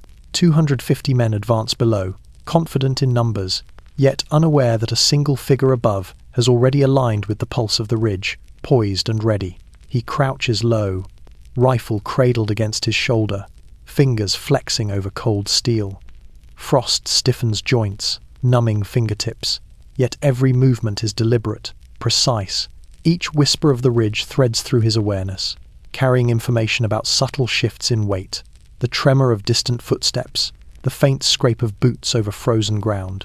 Shadows move below, clustering and breaking apart, glinting in pale sunlight through mist. Each shadow carries intent, hesitation, human doubt, and he reads it all, cataloguing movement and timing with a patience born of necessity. Smoke curls through the valley, drifting over craters and broken terrain, carrying the acrid scent of gunpowder and churned earth. He inhales carefully, letting it sharpen the senses rather than choke the lungs. Each breath marks a heartbeat in time with the ridge, the rifle, and the approaching tide. The whispers of survival thread through the world around him, the ridge murmuring under frost, craters echoing distant shouts, the subtle vibration of artillery in the distance, all converging into a rhythm he alone interprets. One soldier, alone, becomes the center of this tense network, poised against 250 men. He shifts slightly, pressing cheek to stock, letting the rifle settle into him, merging flesh and steel into a single instrument of patience and defiance. Frost clings to gloves and hair, biting through layers, yet he hardly notices. Every micro-movement of the advancing men becomes amplified, catalogued, projected forward into a series of possibilities. Shadows hesitate, falter, adjust tiny signs that ripple through the ranks, invisible to all but him. The whispers of survival are subtle, almost imperceptible, yet they carry the knowledge that patience and observation can bend the impossible into possibility. A distant crack of rifle fire punctuates the valley, brief, sharp, and unsettling. The ridge hums beneath him, trembles faintly under boots and earth, yet he does not flinch. He listens, observes, calculates. Each shadow is a potential threat and a potential opening. Each hesitation is a signal. He imagines the trajectory of the ridge itself, the paths through which the advancing tide must pass, and aligns every thought with the rifle in his hands, the frost in his lungs, and the pulse of the ridge beneath. Time seems suspended, elongated, each second stretching into an eternity of awareness. The whispers of survival thread through his mind, threading instinct with calculation, fear with courage, anticipation with precision. 250 men advance, yet their confidence wavers subtly, invisibly. The ridge, the frost, the rifle, and the whispers of survival coalesce into a single force. One soldier, alone, standing immovable against overwhelming odds, breath steady, finger poised on trigger, eyes tracing the shadows. He waits for the moment when patience will yield to action, when observation will become defiance, and when the impossible stand will begin in earnest. The ridge whispers, and he listens. The valley hums, and he watches. Frost bites, smoke drifts, shadows hesitate. Survival depends on the rhythm of patience, the alignment of instinct, and the resolve to act decisively. One soldier against 250, the ridge alive beneath him, the rifle steady in his hands. The whispers of survival carry him forward, ready for the storm to come. The second wave arrives not with fanfare, but with the slow, inexorable rhythm of inevitability. Footsteps crunch over frozen soil, rifles shift against shoulders, and the valley hums with the collective energy of 250 men moving as one tide. He watches them through mist and curling smoke, counting silently, measuring, calculating. Each shadow is a movement, each shuffle a note in a symphony of approach. The first wave has fallen, the first fall has shaken confidence, and now the second comes stronger, more deliberate, pressing against the ridge with renewed determination. He crouches lower, behind the jagged edge of a crater, letting cold concrete and frozen earth shield him. Frost stiffens his fingers and seeps beneath layers of clothing, biting at wrists and cheeks. Yet he barely notices. The rifle rests against his shoulder, stock pressed firmly to cheek, barrel aligned with the advancing figures below. Each flash of steel, each flicker of a helmet in mist, catalogued, stored, projected forward. The second wave is not merely a physical challenge. It is a test of patience, calculation, and the endurance of one body against a relentless human tide. The ridge itself seems to pulse beneath him, subtle tremors threading through earth and stone.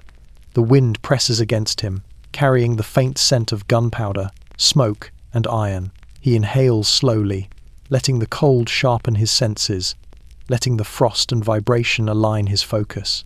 Every detail matters: the curve of a shoulder, the tilt of a helmet, the way a rifle moves in response to unseen orders.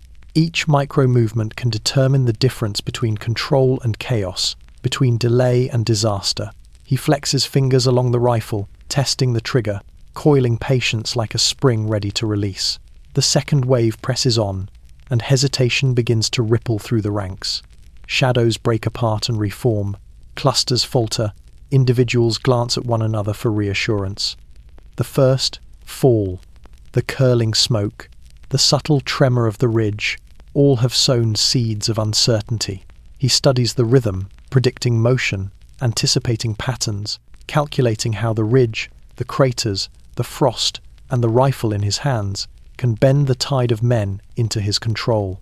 The valley hums beneath him, a low vibration of impending conflict, and he aligns with it fully, body and mind coiled in readiness.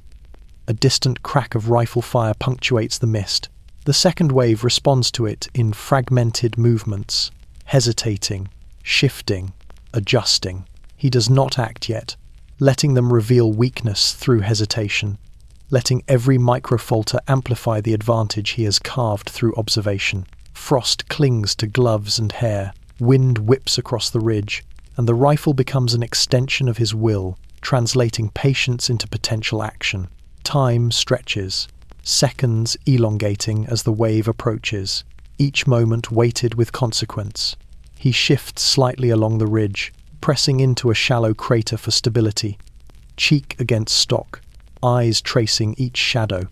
Every footstep, every tremor, every glint of metal becomes part of his calculation. The second wave tests the ridge more deliberately than the first, yet the subtle fractures in their advance are evident to him alone. Each pause, each hesitation, each whisper of uncertainty threads through the ranks like a secret signal only he can interpret. The ridge hums, frost glints, smoke curls, and the second wave presses closer. 250 men advance, yet the ridge remains held, the rifle steady, and the solitary figure above measures patience against action. The second wave is stronger, more deliberate, more confident, yet it carries the tremors of fear and uncertainty sown by the first fall. He breathes slowly, finger poised on trigger, mind calculating, body coiled, ready. The impossible has begun again, and he will meet it with the same resolve, the same discipline, the same courage that has held the line against impossible odds. The wind shifts suddenly, a sharp gust that rattles the frozen ridge, sending a thin spray of frost across broken concrete and craters. For the first time, he feels it, the tiny, nagging pulse of doubt threading through his chest. A whisper that asks if one man can truly hold against 250. He swallows hard, letting the cold bite of the air sharpen his focus rather than scatter it. He crouches lower, rifle pressed firmly against his shoulder, eyes scanning the valley below as the second wave presses forward through mist and smoke. The first wave has faltered. The first fall has shaken confidence, yet the enormity of what lies ahead presses heavy against him. Fingers flex along the cold steel, testing trigger tension, coaxing movement from numb joints. Frost bites through gloves and sleeves, but he ignores it, letting the rifle anchor him in the present. The valley hums with approaching boots, the muffled rhythm of packs shifting, rifles adjusting, shadows twist and sway. Through smoke and mist, 250 men, moving in apparent unison, yet carrying their own hesitations, their own fears. The moment of doubt presses at the edge of awareness, a flicker of uncertainty in the rhythm he has held so far, but he does not allow it to take root. The ridge is uneven, scarred with craters and broken concrete, each hollow a potential advantage or trap. He presses into a depression for stability, letting the earth cradle him as he studies the advancing shadows. Each flicker of movement, each subtle shift in posture, is catalogued in his mind, measured, and projected into potential outcomes. The second wave is deliberate, confident, yet the ridge whispers back.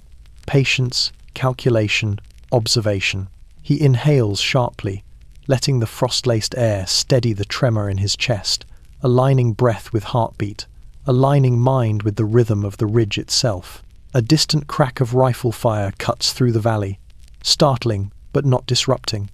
He notes the ripple through the advancing men, the slight hesitation, the cluster that pauses too long, the soldier who glances sideways for reassurance. Doubt is not weakness. It is a signal, a moment to observe, to measure, to prepare. His finger rests lightly on the trigger, coiled with potential, yet he waits. Every microsecond of hesitation in the enemy's advance becomes an opportunity to bend the impossible to his favor. The mist curls in pale ribbons across the valley, carrying the faint scent of smoke, gunpowder, and churned earth. Frost clings to his eyelashes and hair, biting at exposed skin, yet he barely notices. He allows the moment of doubt to pass through him like a shadow, not an obstruction, and lets it sharpen awareness rather than paralyze action. Each heartbeat, each inhalation, each flicker of the ridge beneath him threads into calculation, anticipation, and readiness. The rifle is an extension of his patience, steel and cold binding instinct to opportunity. Time bends here, stretching seconds into eternities. 250 men approach, yet every hesitation among them is magnified in the mind of the lone soldier. Shadows of fear ripple through the ranks below, subtle yet palpable, and he notes each one with precision. Breath steady, finger poised, body coiled, he waits, letting the moment of doubt refine him rather than fracture him. The ridge hums, frost glints, smoke curls, and the impossible presses closer, demanding action that must be perfect, deliberate, and unflinching. He exhales slowly, letting tension seep into the rifle and the ridge, letting the doubt fade into focus. One soldier, alone, faces a tide of men, yet the ridge, the frost, the rifle, and the rhythm of the approaching wave align him into readiness. The moment of doubt passes, leaving clarity, calculation, and resolve. The impossible will arrive soon, and he will meet it with patience sharpened by fear, precision honed by hesitation, and courage forged in the heartbeat of silence. The ridge narrows, its frozen earth scarred with craters and shattered concrete, yet he stands alone upon it, a solitary figure against the tide below. 250 men advance, their boots crunching over frost-hardened soil, rifles shifting against shoulders, packs swaying with weight and rhythm. They move as one, confident in numbers, yet unaware of the boy who crouches above them, rifle poised, breath shallow, muscles coiled like springs. The ridge is his domain, and in this moment, he is more than a soldier. He is the axis around which the valley's chaos spins, the singular point of defiance that holds back the impossible. He shifts slightly, pressing into the lip of a crater for stability, feeling frost bite through gloves and sleeves. Each inhale carries the crisp tang of frozen air, mixed with the faint scent of gunpowder and churned earth, filling his lungs and sharpening awareness. The rifle rests lightly against his shoulder, metal cold and unforgiving. Yet it is an extension of his will, a channel for the patience, calculation, and courage that the moment demands. He counts shadows silently, measuring spacing, angles, distances, every micro-motion of the advancing men catalogued and projected into potential outcomes.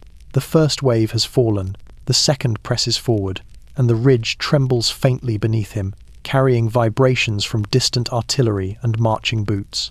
The lone figure feels the pulse of the ridge through his soles, through frost-coated hands, through the taut tension in every muscle.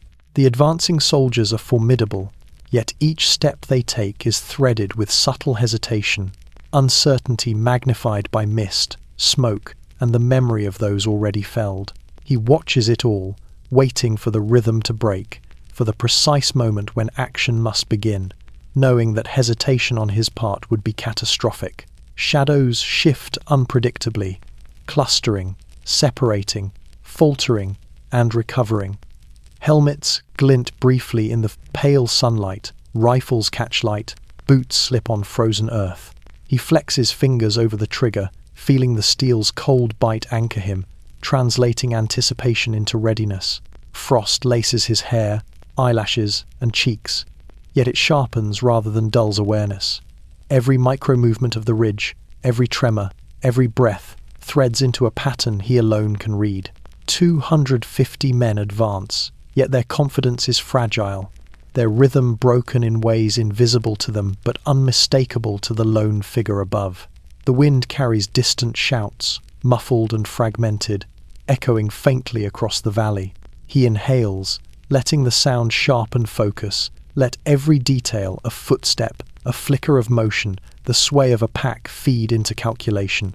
The rifle cradles him as he shifts slightly, cheek pressed to stock, aligning sights with precision, ready to translate observation into action. Frost bites, smoke drifts, shadows ripple across craters, yet he remains immovable, an axis of patience, precision, and defiance against the tide pressing ever closer. Time stretches, seconds folding into one another, heartbeat measured against the hum of the ridge and the rhythm of approaching men. He breathes shallow, finger poised, eyes tracing movement, mind projecting outcomes. The lone figure is more than boy or soldier. He is focus made flesh, patience made steel, a single presence that bends fear and hesitation into advantage. The valley hums beneath him. The frost glints, smoke curls, and the impossible presses forward. Yet he remains steady, poised, and unyielding. Alone, but unbroken, he is the ridge itself, a singular point of defiance against 250 moving shadows. The cries come first, faint and distant, carried on the wind across frost-hardened ridges and cratered earth. They are not yet close, but they echo with unmistakable human tension. A shout, a command, a stifled scream. 250 men move through mist and smoke below, and somewhere among them, uncertainty has begun to ripple like a hidden current. The ridge trembles faintly beneath him, each vibration threading through boots, through frozen earth, and into every taut muscle. He listens, lets each sound settle, cataloguing every note, every pause, every irregularity that might reveal weakness in the advancing tide. He presses lower behind the lip of a broken bunker, rifle cradled against his shoulder, fingers flexing over cold steel. Frost bites through gloves and sleeves, yet the sensation sharpens awareness rather than dulling it. Each breath curls into mist, curling against the grey morning air like a small declaration of presence. The cries between guns are irregular, Chaotic, unpredictable, yet they carry information he can read. Soldiers falter, shift, glance sideways, whisper to comrades, micro moments of hesitation magnified in importance by the impossible stand he maintains above. The ridge itself seems to hum in response, vibrating faintly with each distant shell burst and echoing rifle shot. He aligns cheek to stock, letting the rifle anchor body and mind, extending awareness through steel and frost. The advancing men are disciplined, yet human. 250 shadows press forward, but cracks begin to appear in their rhythm, subtle and fleeting, invisible to one another, but clear from above. Each cry, each sound, threads through ranks like a hidden signal, and he reads it all. A hesitation, a faltering step, a breath held too long. The ridge amplifies these signals, lending him leverage, lending him understanding. Smoke curls through the valley, drifting over craters and frozen mounds, carrying the acrid scent of gunpowder and churned earth. He inhales slowly, letting it fill lungs already cold and taut, sharpening senses, steadying nerves. Frost clings to eyelashes, hair, and gloves, yet he barely notices. The focus demanded by the cries between guns absorbs all attention. Each micro flinch, each subtle movement, each echo of command is a potential advantage. Observation has become action, calculation has become survival. He shifts slightly, pressing into a frost-lined depression for stability, eyes tracing clusters of shadows, movements, and patterns. Every footstep, every rifle shift, every murmur of a voice carries meaning. He notes the subtle fractures in the advancing line, the hesitation that spreads like frost through ranks, magnified by uncertainty and fear. The ridge itself seems alive, responsive, and he aligns with it fully, letting each tremor and vibration reinforce his focus, his patience, and his readiness. Time stretches thin, each second laden with consequence. The cries between guns thread through the mist, threading through earth, through frost, through body and steel alike.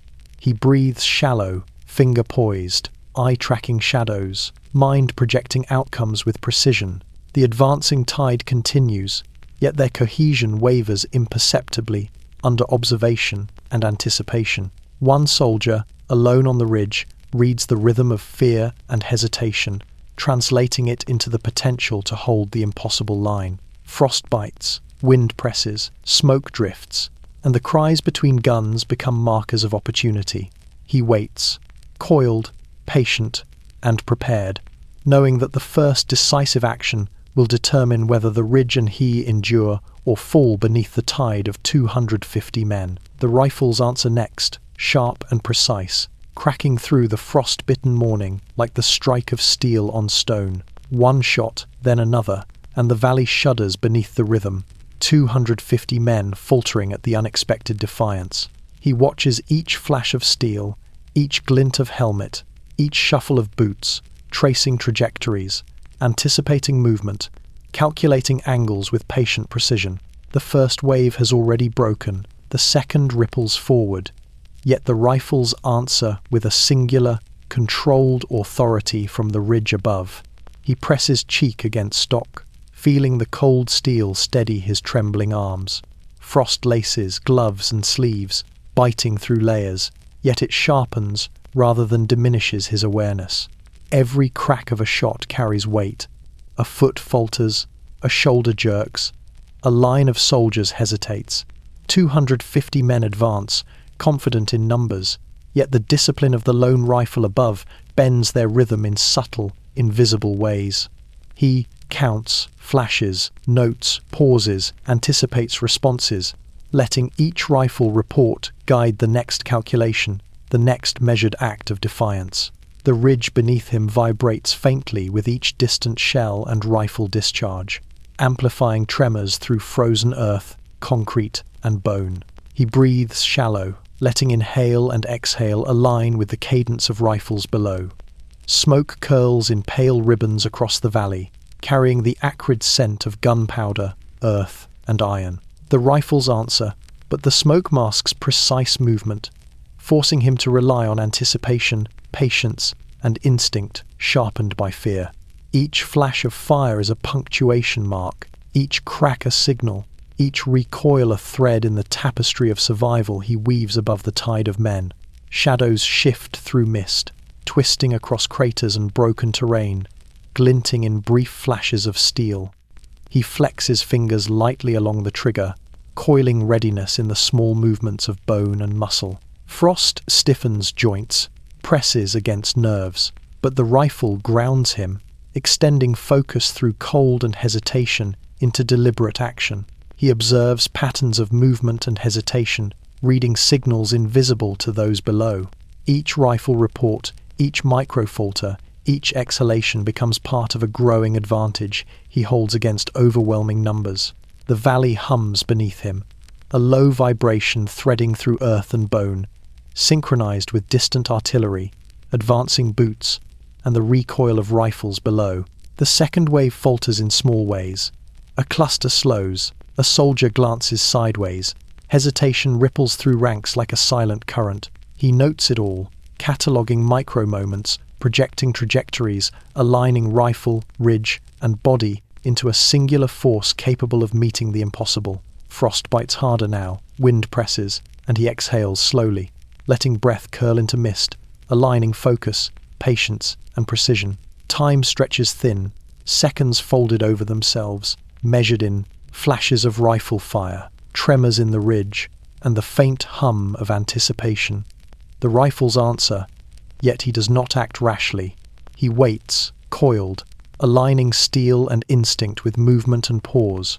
250 men approach, yet each shot from the lone rifle above disrupts rhythm, bending confidence into hesitation. The ridge hums, frost glints, smoke drifts, shadows falter, and the rifles answer not in volume, but in precision, in patience, in the impossible courage of one soldier against an overwhelming tide.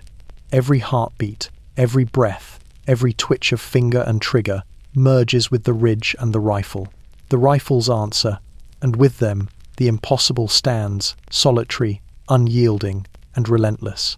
The valley hums, the frost glints, smoke curls, and he remains ready, patient and unwavering, poised to meet every wave, every shadow, every advancing soldier with the cold, measured defiance that has held the ridge against 250 men. The horizon is a shifting line of grey and mist, but his eyes see more than colour. They see intent, hesitation, movement, and the faint pulse of advancing boots. 250 men press forward, a tide of shadows winding through craters, smoke, and frost. Each step carries confidence, yet each falter, each micro-adjustment, each glance sideways betrays subtle uncertainty. He crouches low behind a frost-bitten lip of concrete, rifle resting against his shoulder, fingers flexing lightly over steel. Every movement, every shadow, every faint glint is catalogued in his mind and measured against the impossible calculus of survival. The ridge hums faintly beneath him, a vibration threading through frozen earth, fractured concrete, and taut muscles. He inhales sharply, letting the cold air fill his lungs and sharpen awareness. Frost clings to hair, eyelashes, and gloves, yet it is nothing compared to the weight of observation pressing upon him. The horizon stretches, a living line of potential threat and opportunity, and he traces it slowly, letting each flicker of movement, each flash of metal, and each subtle shuffle of a boot pass through his calculation. The ridge grants perspective, height, leverage, and he aligns every instinct, every sense with the advancing tide below. Shadows shift unpredictably across craters and frozen mounds, and he reads them like a map. Every pause, every hesitation, every subtle adjustment is a thread he can follow, a gap he can exploit. 250 men advance, yet they do so in ways he can predict, anticipate, and bend to his will. His eyes trace the horizon, watching for patterns, for clusters, for the slight inconsistencies in step and stance. Each one becomes a signal, a marker, a point of calculation. The ridge hums beneath him, and he merges with it, senses extending through frost, earth, and steel into the subtle rhythm of movement below. The The wind carries the faint scent of smoke and iron, mingling with frost and distant artillery. He inhales slowly, letting it sharpen focus, steady nerves, and align mind with ridge and rifle alike. Each breath becomes a measure, each heartbeat a unit of anticipation. He shifts slightly, pressing into a crater for stability, letting cheek rest against stock, aligning sights with subtle precision. Shadows ripple across the horizon, figures adjusting, advancing, faltering, clustering, separating. Every nuance is recorded, projected, calculated, feeding into the singular purpose of the impossible stand he maintains. The first cracks of rifle fire echo from distant hills. Distant artillery trembles through the frozen valley, and the ridge carries it all as vibration and sound. He counts shadows silently, noting the pauses, the hesitations, the way fear threads imperceptibly through ranks. The horizon is alive with movement and uncertainty, and he reads it all, translating observation into anticipation, anticipation into readiness. Frost stiffens fingers, bites, cheeks, whips, hair across eyes, yet the clarity of focus is undiminished. Time stretches, seconds folding into one another, measured in shadows, tremors, and rifle reports. The ridge hums beneath him, the horizon carries signs invisible to those below, and he aligns mind, body, and rifle with every nuance. 250 men approach, yet their confidence falters in small, invisible ways. He waits, coiled and ready, merging patience, observation, and instinct into a singular force. The horizon offers no promise of victory, only information, and he reads it, alone, poised, and unyielding. Eyes on the horizon, he breathes shallow, fingers flexed, cheek pressed to stock, mind alert. Shadows shift, mist curls, smoke drifts, and the ridge hums with life. The impossible presses forward, yet he stands prepared, merging with the ridge, rifle in hand, breath and heartbeat aligned with every movement below.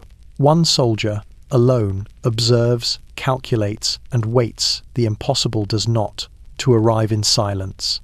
But he meets it with eyes fixed on the horizon. The enemy pauses first in subtle, almost imperceptible ways.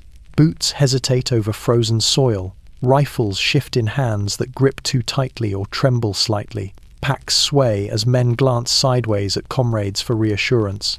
250 shadows press forward, a tide of intent and confidence, yet cracks begin to ripple through the rhythm. From the ridge, he observes it all. The slight falter in posture, the hesitation before a step, the micro shift that betrays awareness of unseen danger. He does not move yet. He waits, letting their uncertainty grow, letting the pause expand the space he will need to meet them with precision and control. He crouches low behind the lip of a fractured bunker, rifle resting lightly against his shoulder, fingers flexing over the cold steel. Frost bites through gloves, sleeves, and exposed skin, yet it sharpens rather than dulls awareness. Every inhale is deliberate. Each exhale curls into mist that drifts over the ridge, mixing with smoke from distant artillery and the faint tang of iron carried on the wind. The enemy's pause is subtle, yet it carries weight.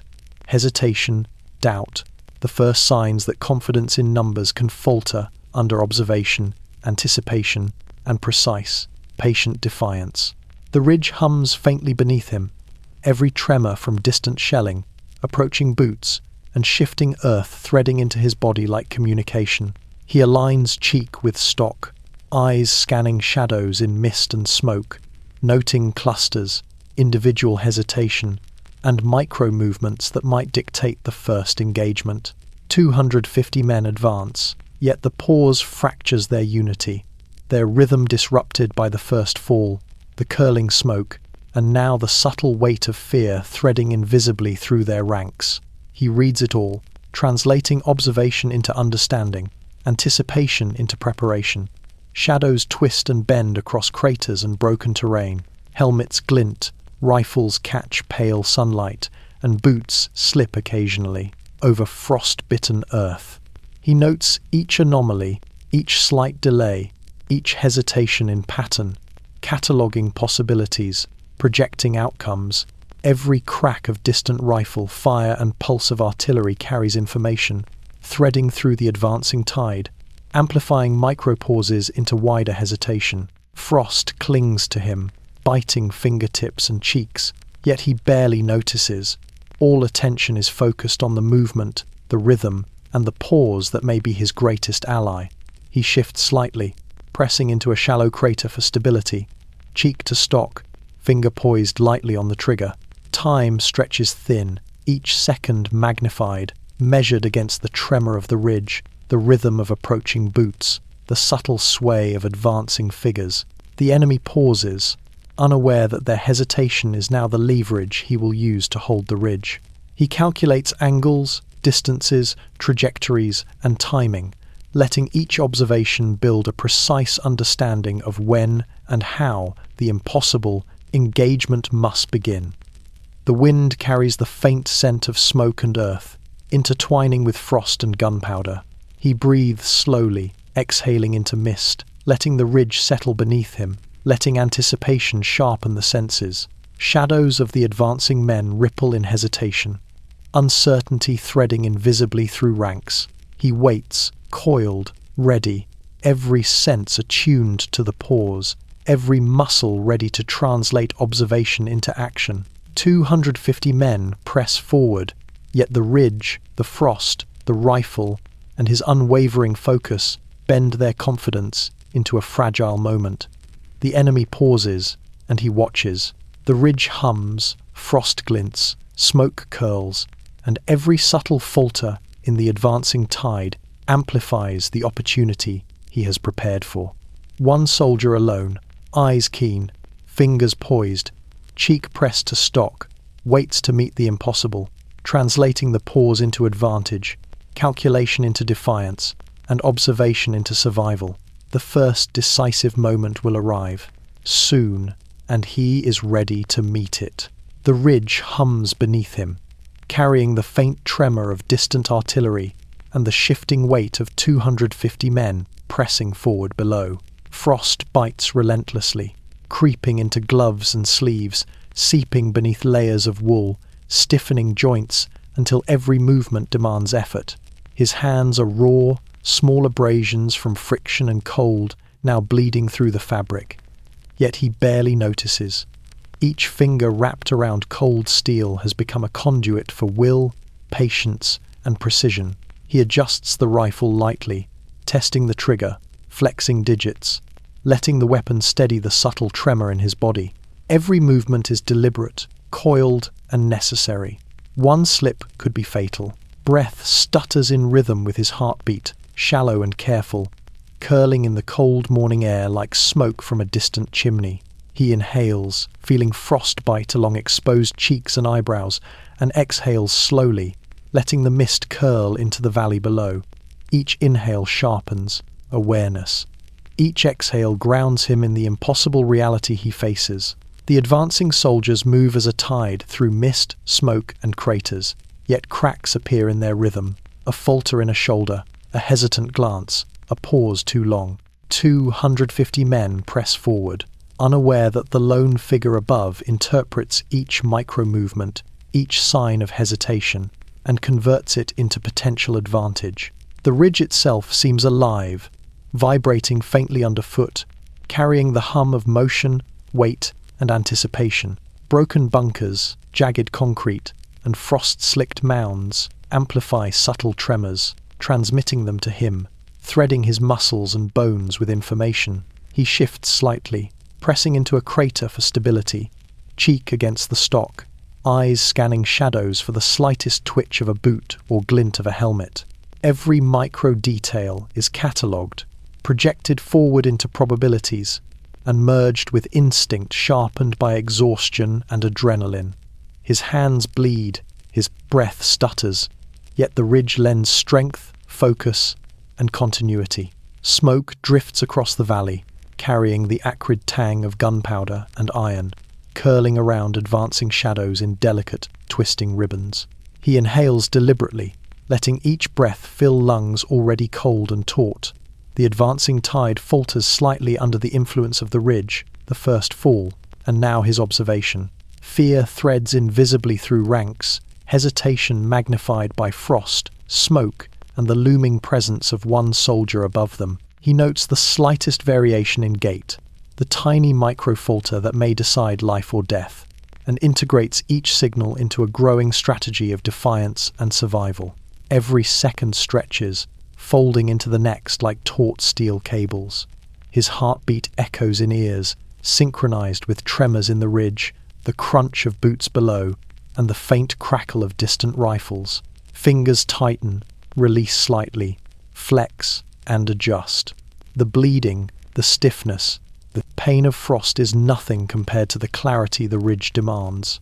Breath stutters again, shallow, careful, but aligned perfectly with observation and calculation. 250 men advance, yet none comprehend that hesitation. Micro-fear and subtle chaos now thread through their ranks, magnified by his patience and readiness.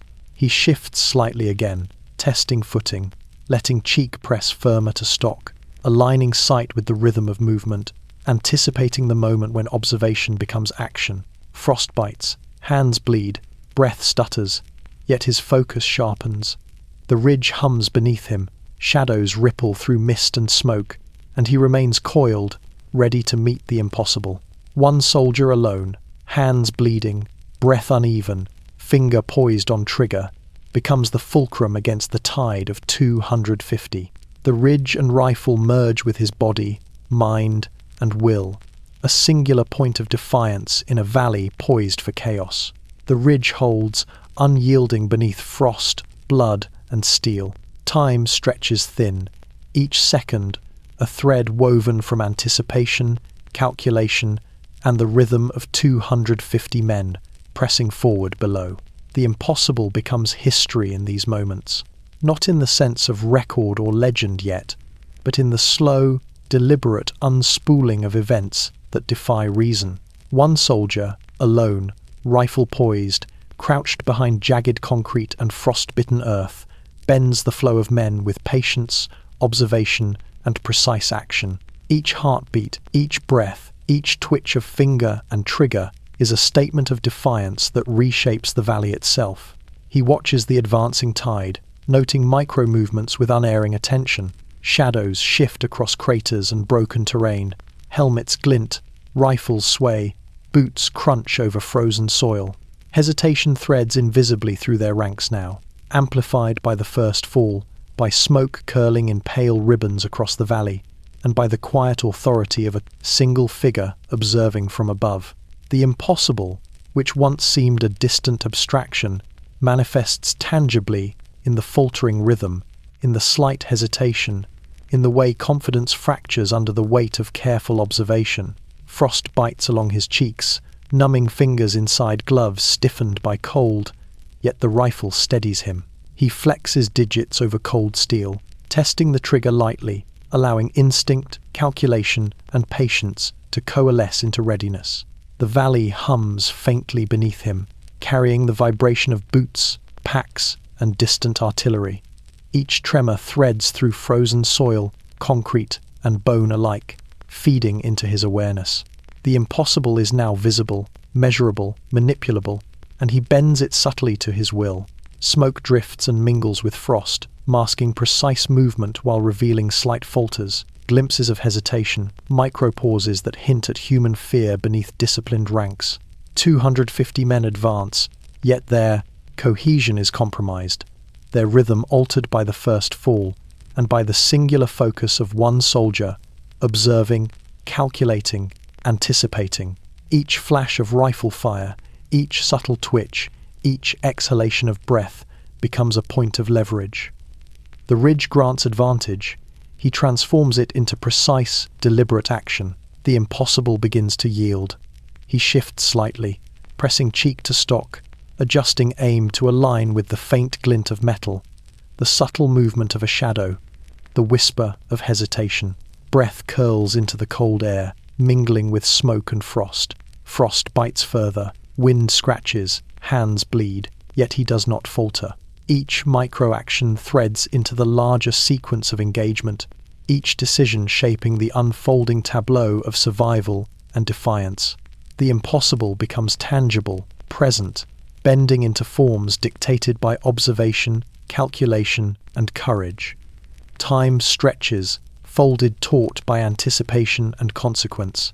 Every heartbeat resonates in chest and ridge alike. 250 men advance, yet the impossible bends under the influence of patience, precision, and the clarity of a single figure poised above them. Shadows falter, lines waver, confidence shifts subtly into hesitation. The impossible becomes history in the making. One soldier alone, eyes keen, fingers poised, body coiled, rifle aligned, bending a tide of men through presence, observation, and decisive control. He exhales slowly, letting breath fog and swirl into mist, letting frost and ridge align body and mind.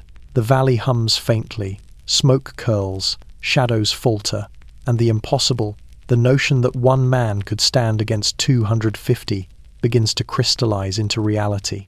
The ridge, the rifle, the frost, and the singular will of one soldier merge into a force capable of shaping events, bending odds, and etching a moment that will endure in memory. The impossible becomes history, one precise, measured heartbeat at a time.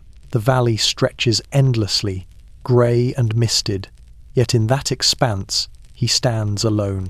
The ridge beneath him is scarred and frozen, littered with craters and fragments of broken concrete, yet it is enough to hold him, to anchor him against the relentless advance of 250 men. Frost bites through gloves, sleeves, and layers, numbing fingers and stiffening joints, but he barely notices. The rifle is cold, heavy, precise, and it is his extension, the singular instrument through which patience, calculation, and courage are translated into survival. Alone among hundreds, he becomes the axis of impossibility, the solitary line that bends the tide of men below. He crouches behind a jagged lip of the ridge, pressing cheek to stock, eyes scanning shadows that shift and cluster through mist, smoke, and craters.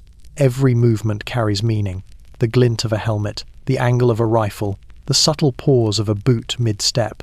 250 men advance, confident in numbers, yet fragile in cohesion, and he reads each micro-movement, cataloguing hesitation, projecting trajectories, anticipating the first moment when observation must become action. Every shadow, every subtle twitch, every flicker of uncertainty is an opportunity he will not waste. The wind cuts across the ridge, sharp and insistent, carrying the scent of gunpowder, churned earth, and iron from distant artillery. He inhales slowly, letting the cold fill his lungs, focusing mind and body with the rhythm of the ridge itself. Frost clings to his hair and eyelashes, curling around breath that rises in pale plumes. Each exhalation grounds him, aligns focus, and threads him into the rhythm of the ridge, the valley, and the advancing tide. The rifle is steady, fingers flexing over cold steel, ready to translate observation into the impossible act of defiance against overwhelming odds. Shadows shift in clusters, falter, and realign as hesitation threads invisibly through the ranks. The first fall, the curling smoke, the tremor of the ridge beneath him, all have contributed to this subtle disorder. He watches, calculating, anticipating, letting every movement of the enemy shape his readiness. Time stretches thin, seconds folding into one another, measured in breath, heartbeat, and the coiled tension in every muscle. Alone among hundreds, he becomes the embodiment of patience, focus, and precise defiance. The ridge hums faintly underfoot, vibrating with distant artillery, the crunch of boots over frost, and the subtle tremors that ripple through craters and broken concrete. He shifts slightly, pressing deeper into a depression for stability, cheek against stock, eyes tracking shadows, noting the slight pause, the hesitation, the falter in rhythm. Frost bites harder now, wind scratches, yet he is unaffected. Every fibre of his being is aligned with observation and anticipation. 250 men advance, yet each micro-falter, each hesitation, magnifies the advantage of one soldier above them. The valley hums, smoke curls, shadows ripple, and he breathes slowly, letting exhalation fog in pale curls. The impossible presses forward, yet he remains immovable, coiled and alert. Hands grip steel, fingers flex over triggers, muscles tense, eyes track, mind calculates. Alone among hundreds, he is the ridge itself, unyielding, watchful, precise, and ready. Frost, wind, smoke, and shadow converge into a single, taut moment of potential, a singular figure poised against the tide. The impossible has arrived, yet he is prepared, alone and unwavering, the axis on which the fate of the ridge and the memory of defiance will turn.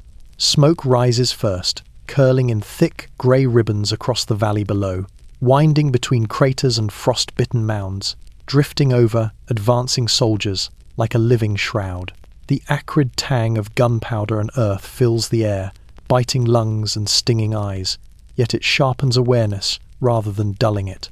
He crouches low behind a fractured bunker wall, rifle pressed firmly against his shoulder, cheek to stock, breath measured, senses heightened. 250 men advance, yet the smoke obscures, distorts, and delays, giving him a subtle advantage, a moment to read hesitation, note faltering movement, and project the trajectory of each shadow in the mist. The ridge beneath him trembles faintly, a vibration threading through frozen earth, broken concrete, and coiled muscles. Frost bites through gloves and sleeves, stiffening fingers and wrists, but he flexes, letting the rifle cradle his body and sharpen his focus. The smoke drifts, curling in unpredictable patterns, masking precise movement while revealing the smallest inconsistencies. A shifted helmet, a paused footstep, a hand that trembles ever so slightly. Each detail is catalogued, measured, and projected forward, feeding into a mental map of the advancing tide, bending their rhythm through observation alone. He inhales slowly, letting the bitter chill of frost and the acrid tang of powder fill his lungs, letting it sharpen awareness. The smoke snakes through the valley, threading craters and mounds, wrapping around the advancing soldiers, and he reads every flicker of movement with unerring precision. 250 men, moving in seeming unison, yet hesitation ripples invisibly through their ranks, magnified by obscured sight and the tension that curls through the ridge itself. Every subtle shift becomes a point of leverage, every shadow a line of calculation, every inhalation and exhalation a measure of patience and anticipation. The ridge hums beneath him, carrying tremors from distant artillery and boots crunching over frost-hardened ground. He shifts slightly, pressing into the lip of a crater for stability, aligning sights with micro-adjustments, letting the rifle steady his muscles. Frost bites further, wind presses against his face, yet he barely notices. The impossible has narrowed to a single point: the rifle, the ridge, and the advancing tide of men below. Smoke obscures some movement, amplifies others, and he interprets every nuance with patience sharpened by fear, calculation, and instinct.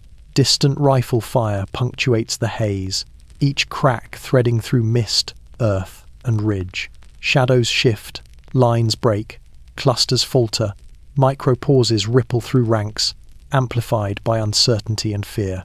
He counts silently, flexing fingers over cold steel, coiling readiness with each beat of the ridge beneath him. The smoke is no obstacle, it is a tool, a veil that delays the inevitable, amplifies hesitation, and sharpens his advantage.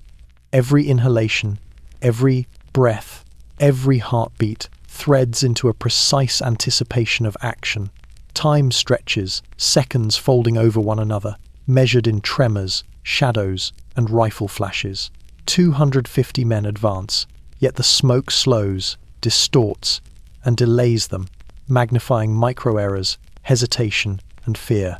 He breathes shallow, cheek pressed to stock, eyes scanning shadows, mind calculating, fingers poised on trigger. The ridge hums, frost glints, smoke curls, and the impossible presses forward, yet he remains coiled, patient, and ready. Alone, the ridge and the rifle converge with him, forming a singular axis of defiance. Smoke chokes the morning, yet he breathes through it, waiting for the moment when observation becomes action, and one soldier will meet the impossible. The ridge is silent now, save for the faint hum of distant artillery and the crunch of boots across frost-hardened ground. He moves cautiously, shifting slightly along the jagged edge, letting his weight settle into depressions in frozen earth. Every step is deliberate, measured, tested against the uneven surface beneath him. 250 men press forward in the valley below, shadows twisting through smoke and mist, unaware that a single soldier atop the ridge has begun to reposition, to become more than an observer, to become the embodiment of the impossible stand. Frost clings to gloves and sleeves, biting through layers, yet he barely notices. The rifle rests firmly against his shoulder, stock pressed against cheek, every movement synchronized with breath and heartbeat. He flexes fingers over the cold steel, testing trigger tension, letting each micro-adjustment translate instinct into readiness. The ridge trembles faintly beneath him, vibrations threading through craters, broken concrete, and taut muscles. Movement is a risk, yet necessary. He cannot remain static indefinitely.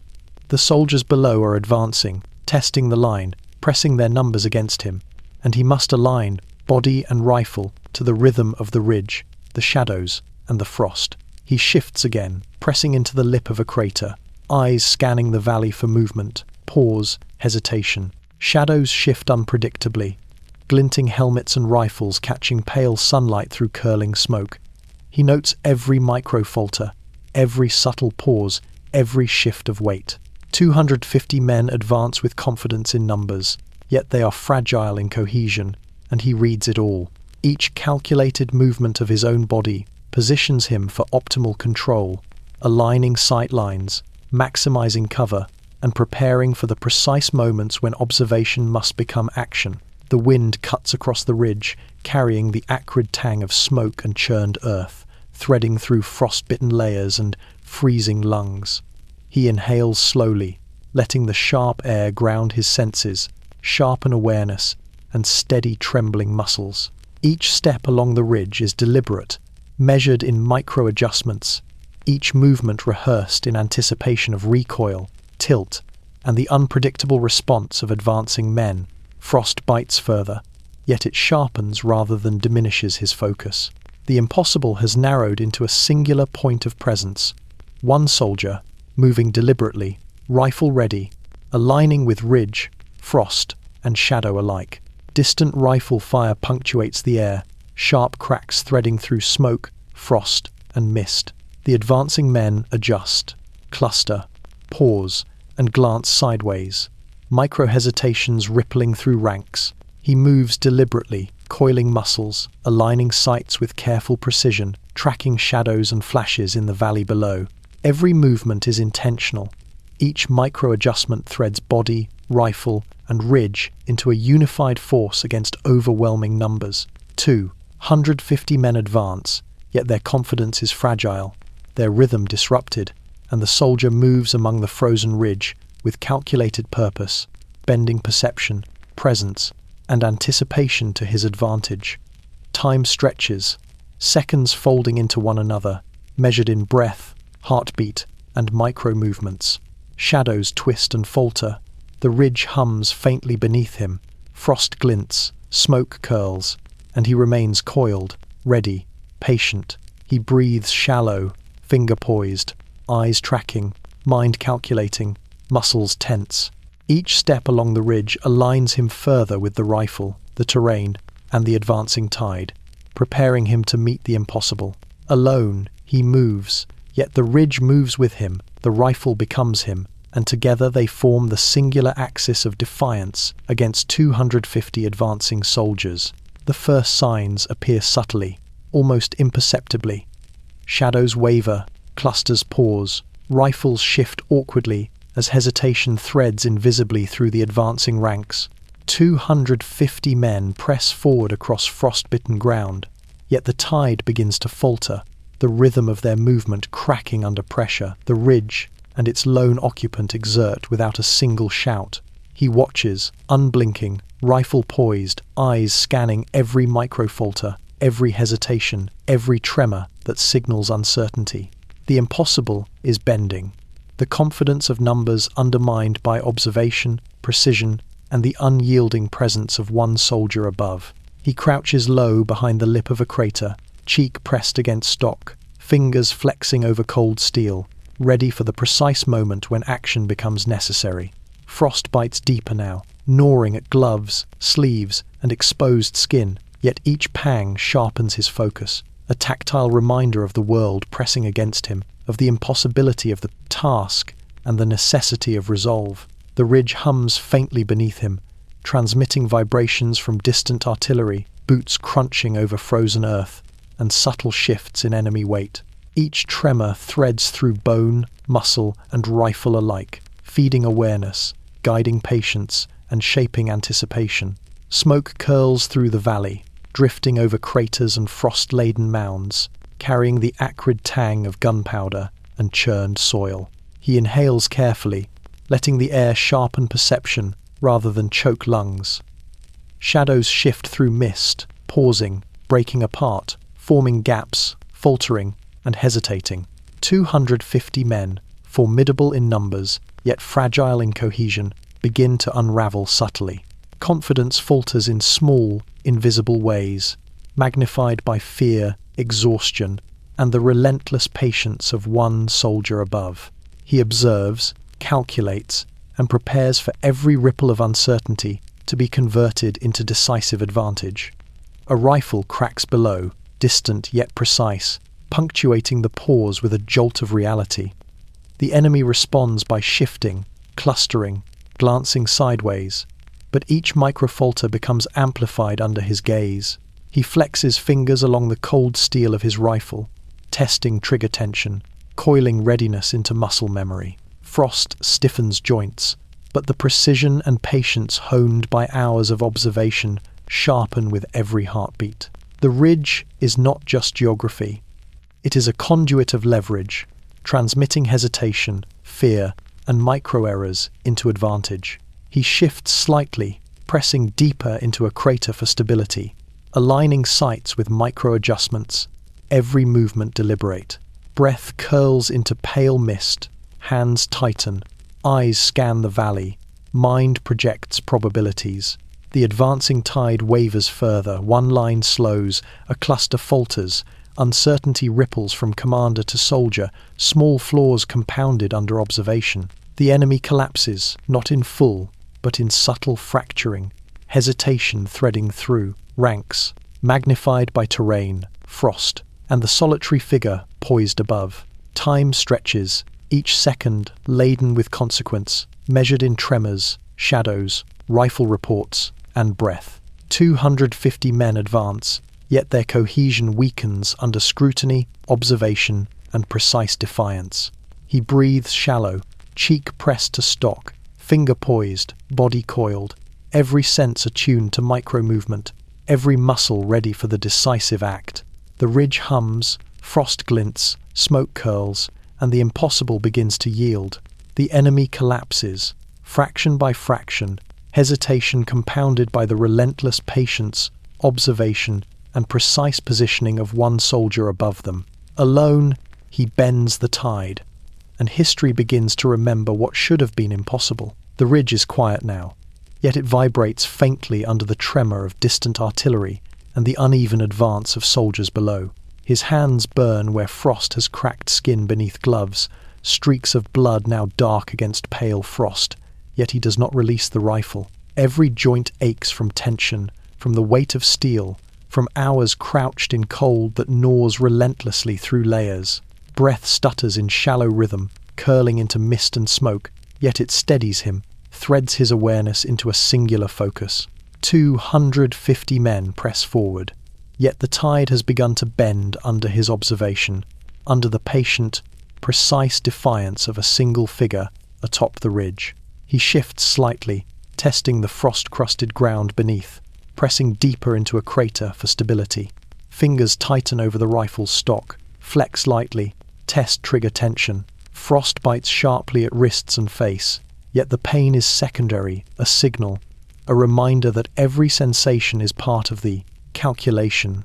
part of the coiled readiness that defines survival in impossible circumstances. The ridge hums faintly beneath him, carrying vibrations from distant shots, the crunch of boots, and the subtle tremor of advancing men. He aligns every micro-movement with observation, anticipation, and instinct, letting the ridge amplify every minute advantage. The valley hums below, filled with the faint murmur of movement, the low chatter of commands, the shuffle of packs over frost-hardened soil. Shadows shift, cluster, break apart, reform. 250 men in apparent unison, yet fragile in cohesion. Micro-pauses threading subtly through ranks.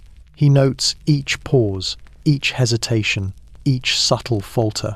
His eyes trace every glint of helmet, every shift of a rifle, every pause in rhythm. Frost clings to hair and eyelashes, snow licks edges of clothing, yet his attention remains absolute. Hands bleed, breath stutters, body trembles, yet the focus is sharpened, coiled, unyielding. Distant rifle fire punctuates the mist, sharp and deliberate, echoing faintly across craters and frozen mounds. He watches micro-reactions below. A soldier flinches, a cluster slows. Hesitation ripples through the line like invisible frost. Each reaction is a thread in the tapestry of survival, each micro-falter an opening to be exploited. He adjusts stance, cheek to stock, eyes locked on advancing shadows. Breath comes shallow, deliberate, threading through frost and steel, binding him to the rhythm of the ridge, the valley, and the impossible task at hand. Time bends here, seconds stretching thin, elongated into an eternity of observation, calculation, and coiled readiness. Every heartbeat resonates in chest and ridge alike. Frost bites, wind presses, blood seeps through gloves, yet he remains poised, muscles taut, finger flexed lightly over cold steel.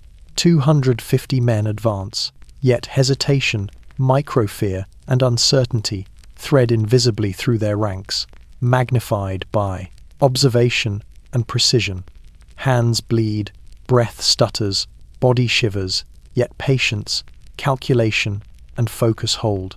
He exhales slowly, letting mist curl in pale ribbons over the ridge, letting the cold remind him of the limits of flesh and the strength of will. Shadows ripple below, clusters falter, lines waver, yet he remains a singular point of control, a fulcrum against the tide. Frost glints, smoke drifts, and the impossible presses forward, yet he is steady. Alone, he bends the advancing wave, translating bleeding hands and stuttering breath into deliberate, precise defiance. The ridge hums beneath him, and in that vibration, he finds strength, patience, and the unyielding certainty that the impossible can be held, moment by moment. The ridge feels alive beneath him, trembling faintly with every footfall in the valley below, carrying vibrations of boots, packs, and rifles over frost-crusted earth. He crouches low, rifle pressed to shoulder, cheek against stock, fingers flexing lightly over cold steel. Frost gnaws at his gloves and sleeves, biting into raw skin that bleeds faintly, yet each sting sharpens focus rather than dulls it.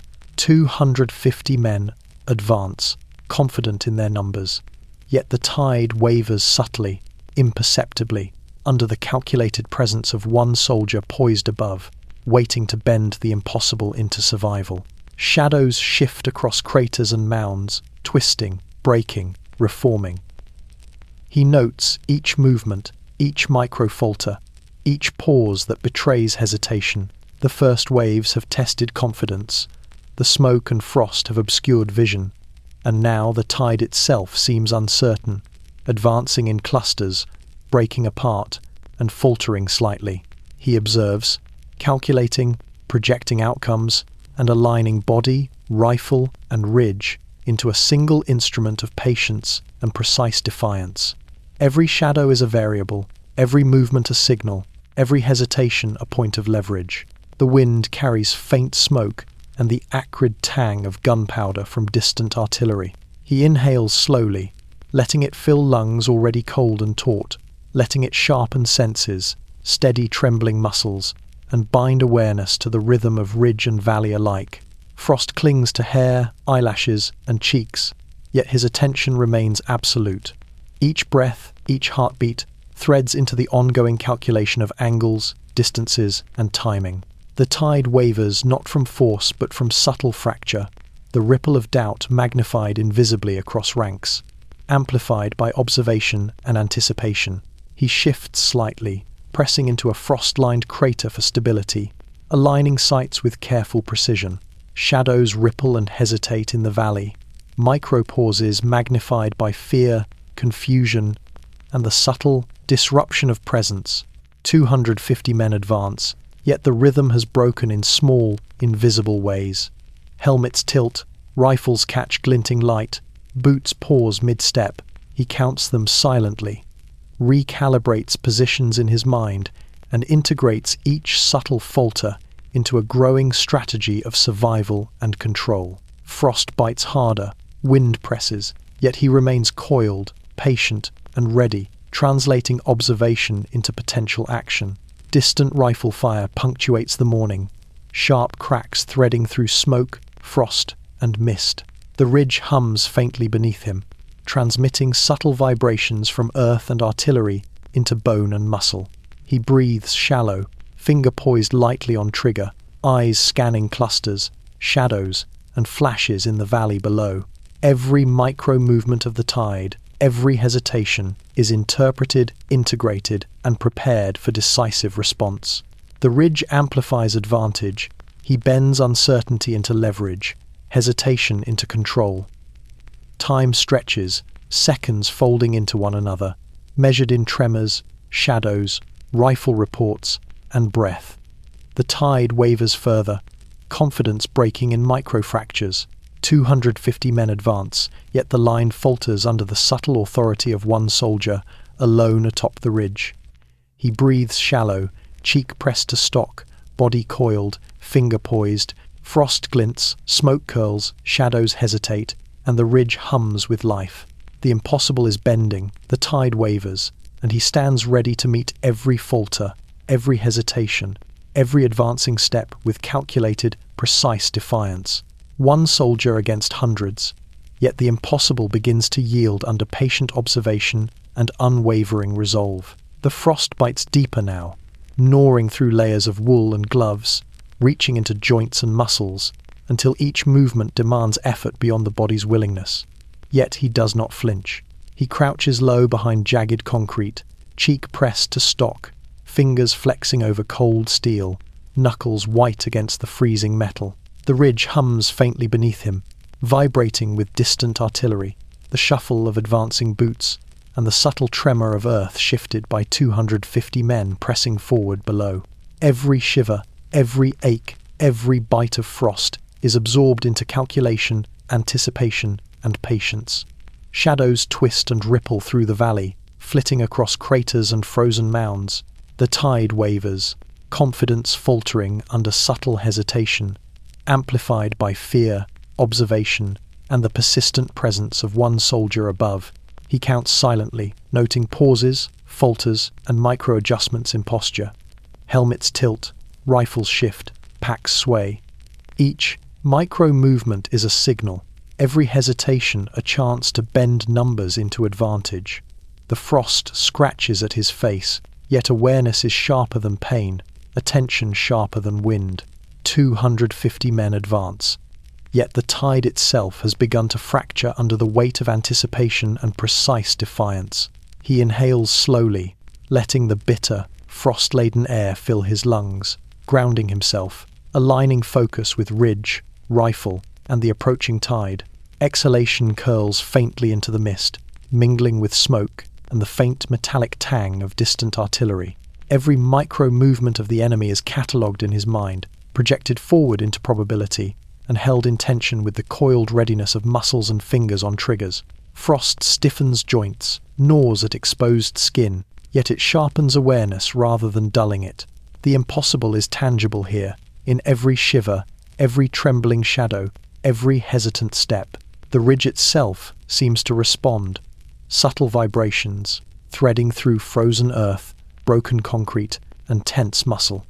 He shifts slightly, pressing deeper into a crater for stability, aligning sights with careful precision. Shadows ripple across the valley below. Clusters falter. Hesitation threads through ranks. Micro-pauses ripple like frost along the line. 250 men advance, yet the tide wavers under observation, anticipation, and the patient, deliberate defiance of a single soldier atop the ridge. The frost bites harder, yet it is a sharpening tool, not a burden. Distant rifle fire punctuates the valley, cracks threading through mist, smoke, and frost. Every flash, every glint, every micro-motion of the soldiers is noted, analyzed, and integrated into a sequence of potential action.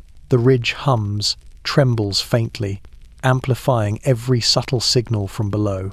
He exhales, letting breath curl in mist, letting focus sharpen, letting frost remind him of the physical cost even as he transcends it through observation, calculation, and precise patience.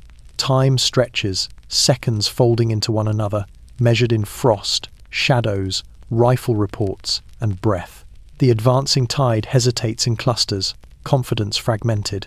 He breathes shallow, cheek pressed to stock, finger poised, muscles coiled, body aligned with rifle and ridge. Frost bites, wind presses, shadows ripple, and the impossible begins to yield, bending under the weight of patient observation, calculation, and the unyielding resolve of one soldier against 250 men.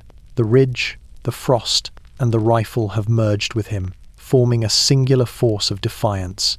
The line below begins to fracture. 250 men press forward through frost and smoke, yet confidence wavers, hesitation threading invisibly through their ranks. Shadows ripple across craters and frozen mounds, helmets tilt, rifles sway, and boots pause mid-step. The first fall, the curling smoke, and the persistent presence of the lone soldier atop the ridge have begun to erode cohesion. He watches carefully, rifle cradled against shoulder, cheek pressed to stock, breath shallow and deliberate. The ridge hums faintly beneath him, transmitting vibrations from distant artillery, advancing boots, and micro-shifts in earth and confidence. He shifts slightly, pressing deeper into the lip of a crater for stability, fingers flexing over cold steel. Frost bites through gloves and sleeves, numbing fingers and stiffening joints, yet each sensation sharpens focus rather than dulling it. Every twitch of a shadow, every flicker of helmet, every hesitation is catalogued, projected forward into potential outcomes. 250 men advance, yet the fractured rhythm reveals openings he can exploit. The ridge grants perspective, leverage, and patience, and he aligns body, rifle, and mind with every nuance of movement below. The wind carries the acrid tang of gunpowder and churned earth, curling mist and smoke across the valley. He inhales slowly, letting it fill lungs already cold and taut, threading awareness through every muscle and nerve. Shadows shift in clusters, breaking apart, pausing, recombining. He notes every micro-falter, every subtle hesitation, each a signal of vulnerability. Frost clings to hair, eyelashes and cheeks, yet he barely notices. The impossible has narrowed into a singular focus. One soldier against a fractured line. Rifle fire echoes in the valley, sharp, deliberate, punctuating the mist. The advancing tide responds with hesitation, clusters faltering, micro-pauses rippling through ranks like a hidden current. He shifts slightly, adjusting, aim, coiling muscles, flexing fingers lightly on the trigger. Every second stretches thin, every heartbeat becomes a measure of patience and calculation. 250 men advance, yet their line has begun to break, faltering under subtle disruption, observation, and the precise, patient defiance of one soldier atop the ridge. He watches micro-movements carefully. A soldier pauses mid-step, glances sideways, shifts weight uncertainly. A cluster slows, another flinches at a distant rifle crack. Each micro-falter threads through the line, magnified invisibly, creating small fractures that he can exploit with patient calculation. The ridge hums beneath him. Frost glints along edges of craters. Smoke curls through the valley, and he aligns every micro-movement with anticipation and readiness. Every observation threads into precise positioning, every pause into opportunity. Time stretches, folding seconds into an eternity of calculation and observation. 250 men advance, yet the fractured line reveals micro-gaps and hesitation. He breathes shallow, cheek pressed to stock, finger poised lightly on trigger, muscles coiled. The ridge amplifies every signal from below, every tremor in earth and frost, every pause and hesitation. Shadows ripple, smoke curls, and the impossible one soldier against hundreds continues to manifest in precise, deliberate defiance. Alone atop the ridge, he remains steady, patient, and unyielding, ready to meet every crack in the advancing line with calculated, lethal precision. The ridge holds, frost laces every edge of crumbled concrete and jagged stone, crunching faintly beneath his boots as he shifts slightly to maintain balance.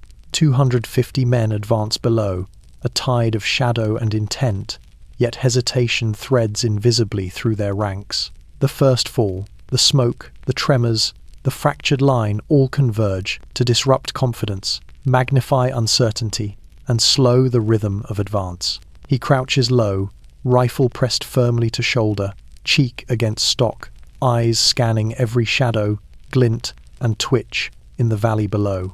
The ridge is alive, transmitting micro-vibrations through frozen soil and broken earth, threading observation into muscle and instinct alike. He flexes fingers over the cold steel of his rifle, joints stiffened by frost yet coiled with readiness. Breath curls faintly into the cold morning air, mingling with smoke and the tang of distant artillery. Every inhale sharpens focus, every exhale steadies trembling muscles. The advancing men are disciplined, confident in numbers, yet fragile in cohesion. He counts shadows silently, cataloguing micro-pauses, subtle shifts in stance, glimmers of hesitation. Each flinch, each pause, each falter is an opening, magnified by patience, observation, and precise positioning. The ridge grants leverage. He transforms it into authority over movement and space. The wind whistles across the frozen earth, carrying the faint metallic tang of iron, the acrid smell of powder, and the subtle scent of churned frost. He inhales deliberately, letting the cold sharpen senses, steady nerves, and focus on the advancing tide below. Frost bites cheeks and hair, gnaws at gloves and sleeves, yet it is irrelevant. Every micro-movement in the valley is a signal. A boot pauses, a helmet tilts, a rifle shifts in hesitant motion. 250 men advance, yet each pause threads uncertainty into the rhythm of the line, giving him leverage beyond brute strength. He shifts again, pressing, into a crater for stability, aligning sights with careful precision. Shadows ripple across frost and craters, moving in clusters, breaking apart, faltering, and regrouping. He counts them silently, noting hesitation, micro-errors, and subtle flinches. The ridge hums beneath him, carrying tremors of distant shells, approaching boots, and the subtle shift of earth disturbed by advancing ranks. Every detail threads into calculation, every pause into strategy, every micro-falter into leverage.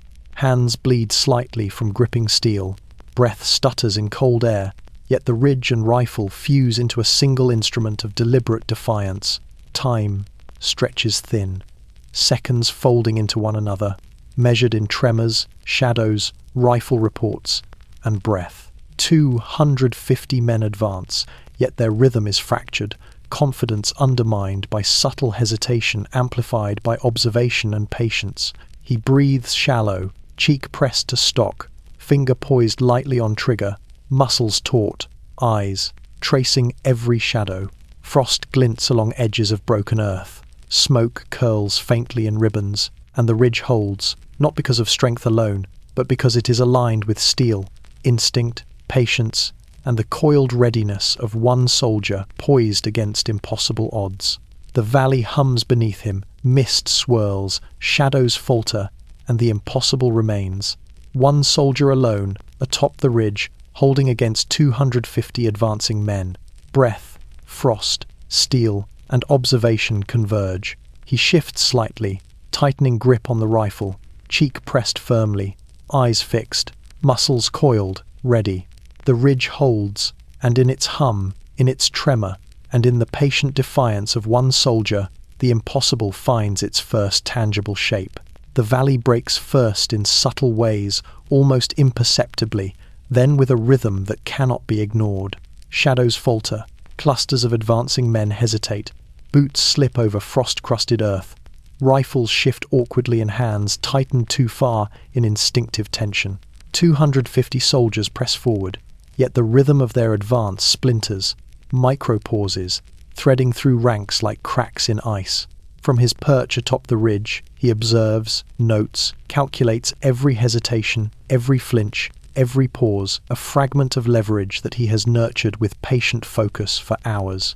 The impossible is bending. The valley itself fractures beneath the weight of observation, frost, and precise defiance.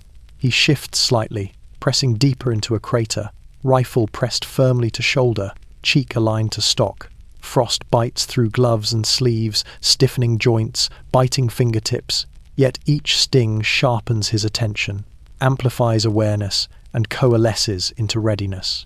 Breath curls in pale plumes into the misted air, smoke from distant artillery curling alongside it, carrying acrid tang of powder and churned earth. Shadows move with hesitation now, helmets tilt, packs sway uncertainly, rifles twitch ever so slightly. 250 men, formidable in number, yet fragile in cohesion, begin to splinter, fragmented by the relentless precision of one soldier above them. The ridge hums faintly beneath him, subtle vibrations threading through frozen earth, craters, and broken concrete. Each tremor carries information. Footfalls, shifting weight, even the faint breath of the valley, moving against frozen terrain. He flexes fingers over cold steel, testing trigger tension, coiling readiness in muscles stiffened by frost and exertion. Observation alone has begun to dictate the battlefield. Hesitation, fear, and the subtle cracks in confidence radiate invisibly among the advancing tide. Every micro-falter becomes an opening, each pause a chance to hold the impossible line. Smoke drifts in pale ribbons across the valley, curling over craters and mounds, obscuring movement while highlighting micro-errors. He inhales deliberately, letting the frost-laden air sharpen senses, steady shaking muscles, and focus mind and body on the fractured rhythm of the advancing line. Shadows twist unpredictably, pause, break apart, and reform in clusters. Each micro-movement is noted, projected, calculated. The valley breaks incrementally, subtly, as confidence erodes under observation, pressure, and the patient, precise defiance of one soldier atop the ridge. Rifle fire punctuates the morning now, distant and deliberate, echoing faintly across mist, smoke, and frost.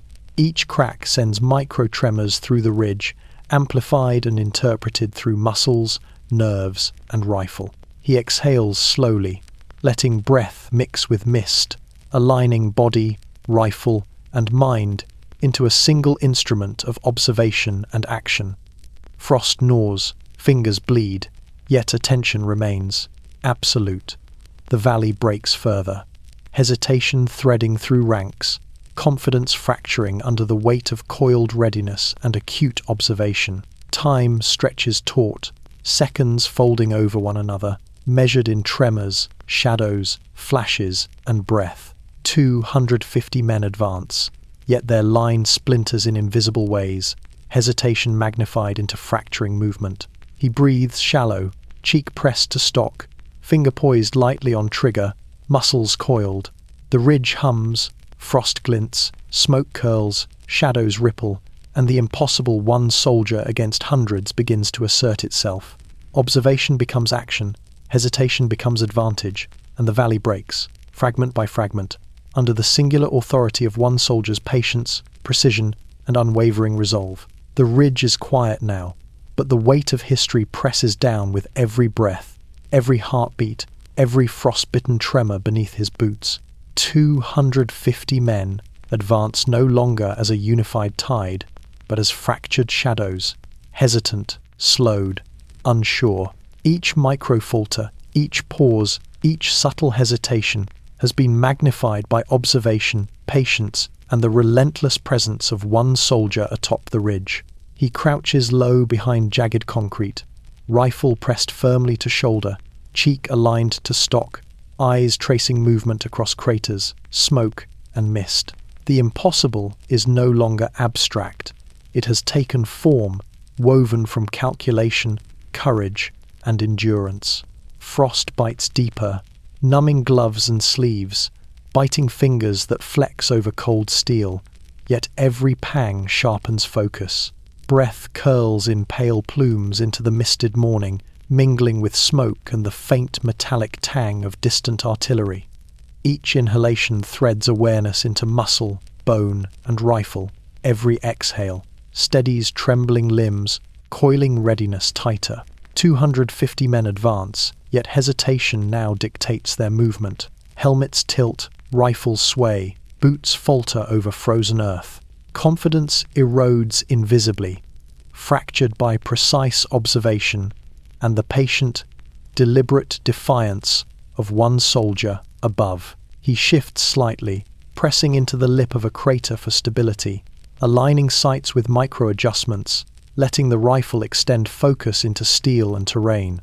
The ridge hums faintly beneath him, subtle vibrations threading through frozen earth, concrete, and taut muscles. Smoke curls in twisting ribbons, obscuring some movement, revealing others. He watches micro-falter, pause, and subtle twitch, integrating each signal into a strategy of survival and leverage. Frost bites, wind presses, yet the impossible stand is no longer just potential, it is manifest. Rifle fire punctuates the mist, sharp cracks echoing across the valley, threading through frozen craters and distant artillery. The advancing men respond with hesitation, clusters breaking apart, lines faltering. Observation alone has reshaped rhythm, turning confidence into uncertainty, hesitation into opportunity. He flexes fingers lightly along the trigger, coiling potential into deliberate action. Every twitch, every pause, every micro-movement in the valley is accounted for, projected forward, and threaded into a singular purpose: to hold the ridge, to bend numbers into submission, to make the impossible tangible. Time stretches thin, seconds folding taut, measured in tremors, rifle reports, shadows, breath. He breathes shallow, cheek pressed firmly to stock, finger poised lightly on trigger, body coiled like a spring, eyes tracing movement, calculating every micro-falter. Frost glints, smoke curls, shadows ripple across craters and frozen mounds. The ridge hums beneath him, vibrating with the impossible, amplifying every advantage earned through observation, patience, and precision. 250 men advance, yet the line splinters under subtle hesitation, fatigue, and microfear, magnified by the solitary soldier above. One figure, alone, atop the ridge, merges body, rifle, and terrain into a singular instrument of defiance. Breath, frost, steel, and observation converge, bending impossible odds into survival. Every heartbeat threads into calculated readiness. Every twitch of finger and trigger a declaration. The ridge holds, the impossible stands. Alone against hundreds, he breathes shallow, eyes fixed, muscles coiled, fingers gripping cold steel. The ridge hums, frost glints, smoke curls, shadows falter, and the impossible one soldier against 250 endures. Observation becomes action, hesitation becomes leverage, patience becomes power. The ridge is his, the rifle is his, and the impossible stand has been etched into history, moment by measured, deliberate moment. So tonight, turn down the lights, let the frost linger in your imagination, and breathe with the ridge. Remember the courage it took to stand alone against overwhelming odds, and reflect on how one soldier's will reshaped the tide of 250 men. Subscribe and tell me where you're listening from. Witness the impossible and let it remind you that courage can bend even the most relentless storm.